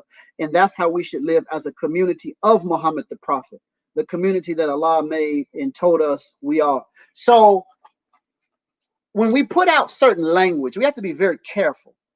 Because if I tell you all, look, Imam Muhammad mind is in me now, what does that suggest to you all? Like I was telling the brother earlier today, a woman says, well, look, I can't pay my bills and I need a man. And I say, well, I got $1 million. I make 6 figures and I want another wife. I don't have to say, will you marry me? Or I like you. I'm implying it by the words that I use. So we know what words do. We know the suggestions that can be made. So it's very dangerous to do things like that. I know for a fact when it comes to the leadership after Imam Muhammad, that Imam Muhammad didn't appoint any one person, and he wasn't hiding somebody. The mythology is gone. The days of our community being under myth, that's over. So anything that sounds relative to myth, we got to throw that out.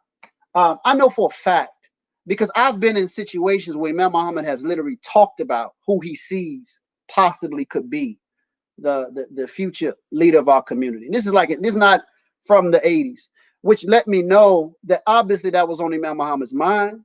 But if Imam Muhammad has seen it as this one particular person, we also know from our experience with him, he would have told us, hey, get with that person, because he actually has done that. People have reached out to, for example, like I'm sure you all know Sister Kalima Aziz Rashada. So there are people who reached out to him, Imam, I want to work with you. Who should I get with? He'll say, oh, get with Kalima. Or he'll say, oh, get with this person. This person is doing it. But Imam Muhammad never talked about that office like that. And believe me, there's several people who I know for a fact Imam Muhammad said, this person may be our next leader. And it wasn't the ones, none of the ones who Imam Muhammad actually said that about have ever come out in that kind of light. So we have to do, again, the more fortified we are as a community, meaning informed we all are, the less susceptible we are to be fooled. Because we are a community of, people will say, I was close to Imam Muhammad, this and that. And we will take that. And we have this type of reverence or fear, like, man, I guess I can't disagree because I wasn't there. But I'm telling you, as a person who was around, and I was around those people who were around to some degree, all of that stuff is hogwash that's being promoted about any one particular person. I know for a fact. I mean, maybe we can do that some other time. I mean, it's late. I don't want to go into all of those details, but I know for a fact that that's not true. And when you all see me speak about it, it's only it's not to convince those people. It's for people who are listening who don't know. Those of us who are situated to know, we do know that's just not real. It's not true. It's just not true. Excellent. We could go over some of these comments, and we probably have to do a part 2, brother man, on the next community talks. Hey, you got my vote. I'm fine. We'll get some more details. Yeah, we'll go part 2. What will part? Go ahead, Bilal. Yeah, what will part 2 be like? What we want to focus for part 2, man? What's the next phase of this discussion? I think that's what everyone wants to know. The next phase, man. You asking me? Anybody? You, Imam? No, I'm just okay. No, that's fine. Go ahead. So I you all know me. I mean, I'm a teacher. I speak here in Atlanta. We have a nice sized group. I'm always talking, but I'm quiet as it's kept. I'm really a fan of strategies. And I think what we have to do, we should come up with ideas. We should offer ideas. Now, I'm not in a position currently, and I'm just saying this to be realistic. I'm not in a position currently to kind of, it's COVID time anyway. So never mind. I scratched what I was about to say. I was talking about having a meeting like I was speaking about earlier. But if we wanted to meet over Zoom outside of this, boom, then that's fine. Because again, my thing is strategies. I really believe, again, family life, business, education. I think there's certain things that we need to really just take a hard look at and then come up with practical approaches to addressing them. I really do see that. So that's where I am. And again, all of these quotes from Imam Muhammad that I'm just throwing out, I can give it to everybody. Everybody can have it. I mean, I'm sure you all have a lot, but it's whatever. I'm open to you all suggestion. I guess that's where I really am. The idea of strategizing, I think that's important. I think that when we have discussions like this, we can't just talk about what's not going right at the moment. We also have to offer a solution. Otherwise, we're just talking for the sake of talking. Right. So I think that's a great part 2 with place to go. And it should make for some good continued conversation.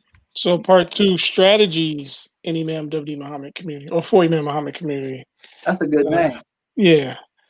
and then the link I just put in the comments again, it's the basic SWOT analysis. The Imam just talked about strategy, strengths, weaknesses, opportunities, threats that you see wherever you are. As was mentioned earlier, we are a dynamic community. We're local as well as global, right? When I hear local, it actually is a political term. As people kept talking in the comments about politics, they say all politics is local, right? And depending on how deep you are into, politics or political science, that can mean a lot more than just the cliche that people that use it as. So we won't go too much into that. So I did want to go over a couple. Well, we might not have time to go over these comments. So some of these comments we could extract and then have them in a document if there's a need to go over. You can also look into the comments once we finish out the live. But that's all I have. Yeah, and I wasn't when I was looking at the time, I'm on you all's time. That's what I was saying. I don't know where you all wanted to navigate, but I don't have a bedtime or anything like that. So I'm you can bring out. That's fine. I do. No. I think please, if you're interested in building strategies and giving ideas, please make sure you go to this link, tinyurl.com/IWM combuild, IWM combuild for the SWOT analysis. So that the input and data is needed. We have to start collecting data. So we have to start being more scientific and more strategic about our approaches. They do a census on us every 10 years. Yeah. We should be doing a census on our community. Yes, We I'm had saying that that. conversation before. Yeah, we had that. We Well, that. absolutely did. Privately, we had that conversation, and so hopefully we bring that to life. But um, that's important. I'm glad you mentioned that again. No, we need to do a census of our community. So let's start. Let's start today. Let's start doing. Let's start doing that. And the SWOT analysis link that I just put up to the screen is in the No, chat we there. need to do a census You of know our what I'm saying? community. I think that's important. And then also you can join our WhatsApp group. We join our WhatsApp group where we can build further. You know what I'm saying? You can build further. We have a few people who's already in it. I see Imam Musa, Assalamu alaikum. He's in the WhatsApp group. Quite a few Man, other most people. stuff. Yeah, Imam Musa's in the WhatsApp group. So quite a few people are in the WhatsApp group. So come to the WhatsApp group if you have ideas. You want to build further. It's serious. This is really serious. So we want to build privately too, not just publicly. We also want to build privately as well, to protect ourselves at all costs. But that's all I have to say. And yes, we will having a part 2 of this conversation, this exchange, focus more on the strategies. Um, maybe we'll do it here, or maybe we'll do it on Zoom. We'll figure that out. We'll have put that out as soon as we regroup offline off of here. But that's all my announcements. Dean, what do you have? You have anything before we close out? No, not have anything. Marsha? Oh, I just want to say that we all should be conscious of assuming our own individual responsibilities, and that will make for us moving in a better direction. Yes, we do need to continue the conversation about, leadership on a broader scale, but we have some individual responsibilities that we're not assuming that we should sit back and take stock of.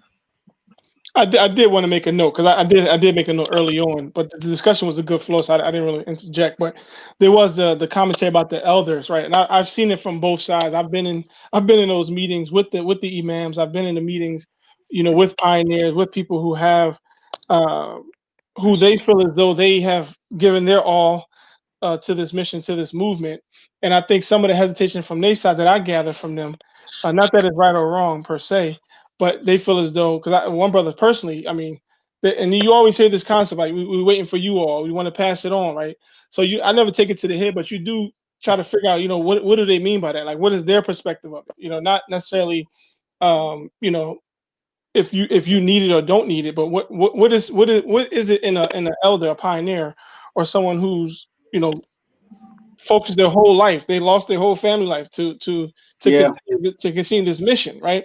What is it in them that makes them be that hard to the average person to see you, to watch you, to see if you're going to melt under pressure, to see if you're going to stand up as they stood up, right? That's really what they're contemplating. They're struggling with that. Sometimes maybe unnecessary, but that's just the reality, right? And so, not for the young, as the advice the man gave for the young, that's what you got to do, because if you don't, you could get turned off, you would get turned off, and you'll be embarrassed, and you could even be abused in some situation. So you do want to have this independent thinking, right, and go directly to the sources and make a position based upon your understanding, which you believe is good for the common good. But I do know that is a big issue.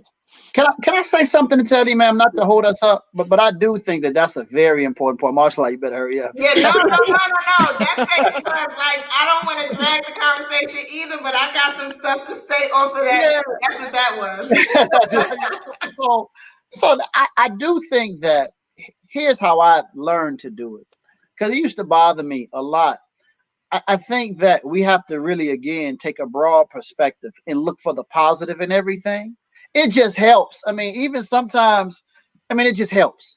Um, because it's very easy. We already know how that is. It's very easy to kind of point out negatives.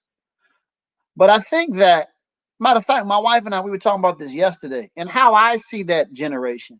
And I may offend some of them if I like say this in the open, but I just do.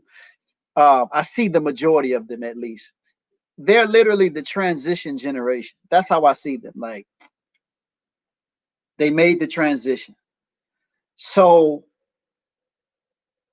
if that's all they did, then they deserve nothing but our honor and respect. You know what I mean? And because they're the ones who who followed Imam Muhammad, they probably couldn't keep up mentally or as students, but they knew this is where they should be, and it provided a situation for us to be here. I think if we can do no more than acknowledge them and love them for that, then that's what we should be.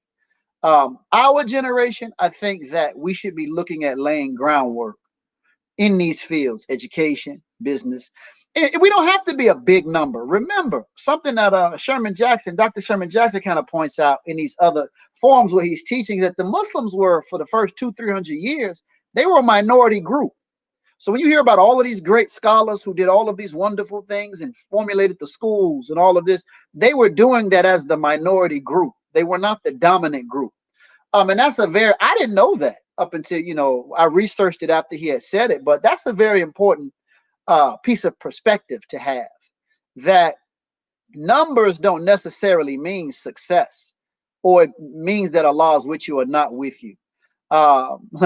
So I do think that we should, whoever we are, wherever we are, we should just know where we are in terms of our role in, like, back to Khalifa, like Imam said, prior to the destiny. The Khalifa means prior to the destiny is by inheritance. So we all inherit from that previous generation. Most of us, as much as we get, is the fact that we have access to lectures of Imam. We don't get any big property. We definitely don't get no money. But that's more than enough. Now, let's lay groundwork in these important areas, because our children, like my children, I want my children to become hafiz of the Quran, know Imam Muhammad, and I want them to go advance their studies and go into business. I want them to be superhuman. So they're going to be way better than we are if we cultivate them right. So I think that it's just an issue of perspective too. That will help us, because it's easy to get frustrated with them in that generation and what has happened and what has occurred. And we know what has occurred. But I think that living there doesn't serve us. Living in that space doesn't serve us for what we need to do down the road. And then there's a natural connection when you connect each other's experiences, right? So like all of us from different parts of the country, we all have our experiences from our community. So That's when right. we share it, it gives each other strength where That's there might right. be a weakness in someone else. Perfect. So yeah, that's That's another right. way. I just want, I mean, I couldn't, you said it, Rashad. Like, I just wanted to, He's talking about like, me. well, I wanted to say that, we do have to honor that generation for the purpose that they served in the time that they served it. And so, Yeah.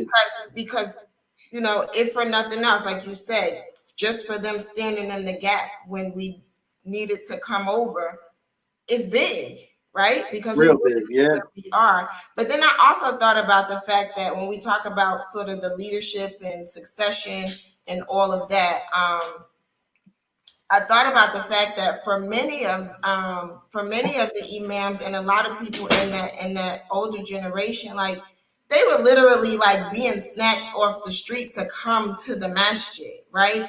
And so that's what the succession or the building of the community looked like for them. So when we're talking about succession from where they are now to who comes in next or how that all comes to be, and for a lot of them, there's no model other than going to snatch people off the street to say, come over here and do this. And so, not for everybody, but for many of them, they probably just doing the best they can. Like, what do I do next? How do I get the next person in here? You know what I mean? So those are just things for us to discuss further and hash out if it's beneficial. And here's the icing on the. I gotta get this one icing on the cake. I met a brother who was he actually was alive when Noble Drew Ali was alive. Wow. So he came from Noble Drew Ali's period, Nation of Farad, Elijah, Imam Muhammad, all the way up to I think he passed in 2006 or 7 around there. Wow. Are you making this up? Are you making this That's up? It's amazing. real life. Real life? Brother, Okay. brother Joshua, Oh, Wow. okay. from Philadelphia, and he had connections to a lot of different things. But what because that brought me this when we talking about brought him to my mind, right? And what he said, because he said he heard what the Imam said about when he became the leader, or how his father wanted to tell him about what Farad told him, but he didn't want to influence the next man or the next leader, Yeah. right? Yeah. So like our pioneers have like this closed type think, they have like a secret they're holding on. Like they want to give us the secret, but they got to hold on to the posture that they survive. What kept them to survive to this time. So Right. yeah, it's a whole lot of levels to that. Like I've seen it from every angle. You know what? And just to that, this has been on my mind, but I wasn't thinking about it for this show. I think that would be a good way to, like, we're always wrestling with how we can bridge that gap. I think Mhm. we should, like, those of us who are younger, again, like what's they say, youngish, because we're not that young now. But anyway, Come on now, um, Imam Rashad. You was my friend. You was my friend, but you keep saying that. hey, I think a good project, like let's say one of the strategies we could use is to just have a archive project in these respective cities. We a lot of them just want to be heard. This is, they That's it. study this in psychology. At a certain age, you just like to talk because you're 300. You've seen a lot. You just want to say stuff. You have to share. That's a human, and they've documented this as a psychological need, and we should respect it. And we should, it will help us. And I think we will find those people who we don't, they may be, we may see them from this perspective because we're just looking at, we're looking at them from one angle. If we say, hey, we want to archive you for our children, for our children's children. We believe in what you did, the special nature of it, etc. And I think that's probably a stepping stone to building bridges. I mean, it's up for discussion, but I'm saying No, that's I want major. to do That's that major. anyway. In fact, they did that. The federal, they have something. I forget what it's called, but they did that with those who were experienced who experienced slavery. Like they got it was a Right, nationwide project where they got all those the last of those who experienced slavery, and that's they right. did exactly what you just said. So it's Yep. definitely that important. And one thing to the brother who keeps saying he don't understand, I don't know if he's joking or not because he got a lot of jokes. But if it doesn't make sense, think of it this way: if you're a millionaire or a billionaire, you have a lot of money, and if it's known that you got a lot of money, you're gonna attract all type of people that you don't want to deal with, right? So, but you want your heirs to receive the benefit of your work and your labor, so forth and so on. So you put clues, you put hints, you might put obstacles to see if they're gonna beat the challenge or whatever, to see if they're worthy of succeeding a person's heir or inheritance. So look at it that, like look at it from different angles if you're serious about not really understanding. Because for me, Mm, I never had the issue like, and I don't know if that's just because how I was raised, my father and everything like that. But yeah, nobody was never in our way. I mean, anything Imam, my father said, Imam Muhammad is your Imam. So we never had an issue personally with imams or people big. That never was our personal issue. But we know there are communities that have those issues, and different cities throughout the country have different experiences with that. yeah, So like you said, it's not going to be an excuse. It's not going to be a valid excuse on their judgment to say well, this imam was in my way, or these elders, I couldn't do this and that. That's not going to hold up either. So uh, Right. FYI. All right. Y'all got it all out? Yeah, we got to get it out. It's Wait, all hold right. on. Yeah, I knew he was The joking. brother says, uh-huh. I'm joking, bro. I grew up in this community. The problem is if it takes this long and it's keeping the community back, then what's the issue, brother? Right. If it keeps him back, that's like you going to school, right? All right, when it was segregation period, like it's all these different levels that you have as examples. Um, but you can hold on to that excuse if you want to, bro. But that's what's holding you back if it's a real But the issue. reality, okay, now, Yeah, I don't let's want get to take Bilal up too rolling on much the time. closeout. I don't want to Close take up out. too much time. On the I don't closeout. want to take He up got too to much be time. with the I don't want fire. to take up. I just don't want to take up too much time. But the sentiment that Naya was bringing up is a sentiment that's valid. You know what I'm Oh, saying? You absolutely. can't disregard the sentiment because your upbringing is slightly different than the other. You know what I'm saying? It's a valid regard. You know what I'm saying? Some of us, specifically young people, and I told this to Imam Rashad when I spoke to a few days ago, felt bitter about the situation. You know what I'm saying? A lot of us grew up in this community and went to these institutions that we talk so highly of. And then when you get older, you realize those institutions have so many flaws to them, so many loopholes. And while you're in the institution, you're just enjoying being at the convention. If you had a chance to hear Imam Muhammad, you were just in the environment. You were young, like myself. Or you had a chance to go to Claire Muhammad School. You weren't thinking about the teachers not getting paid. You weren't thinking about that stuff. Now, when you get older, you know what I'm saying? It is disheartening. He's right. It's disgusting. You know what I'm saying? And, you know, you do sometimes have to get that off your chest, man. You know what I'm saying? We have a lot of these we have to get off our chest, Imam Rashad. You know what I'm saying? And it's called the healing session, too. We do need some healing, man. I'm with you. You know, now, hey, and from my perspective, and so what Bilal speaks of and what the brother has in the comments, you know, I don't have the same experience that you have. Right. My children are products of Claire Muhammad School. You know, this generation that both of them graduated. I have a 11th grader and a 9th grader.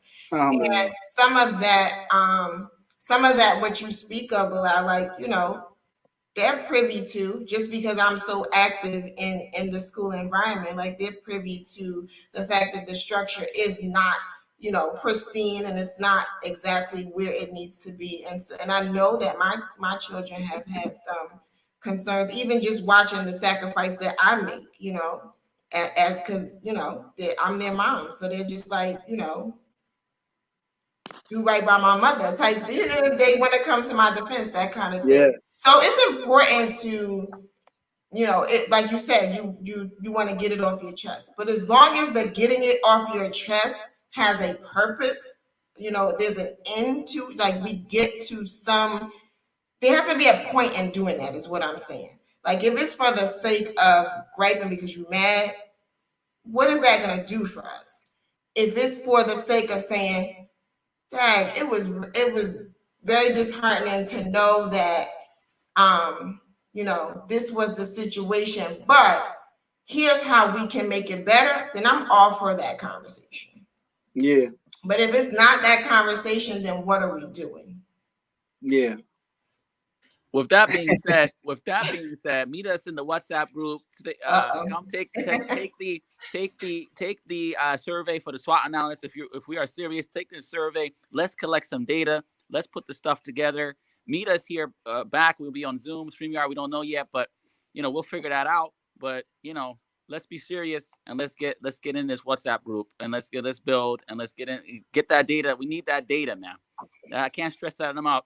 If people, it's gonna die on Facebook or wherever, but we can't keep that no more. That's no longer an excuse. And it's part of our evolution. So let's evolve. That's right. So let us close out, Imam. I'm trying to. Oh, go ahead. No, we're closing out. That's it. No, I was going to ask, what do you want to close out with? The gate is closed. Come on, Imam Rashad, please close. The gate's closed. Please. All right, what are we closing out with? Sapana, the dua from class, man. Come on. Oh, I should be asking you to do it then. Yeah, you got to do that, Aki. Yeah, put it back on him. Yeah, put it back on him. Yeah, you walked into it, brother. Go ahead. Yes, let us close out. Subhana Rabbikal Izzati Amma Yasifun Wassalamu ala Mursaleen Walhamdulillahi Rabbil Alameen. Ameen. Amen. You get an A+. The next time. Peace. Good night. Assalamu alaikum. Alaikum assalam.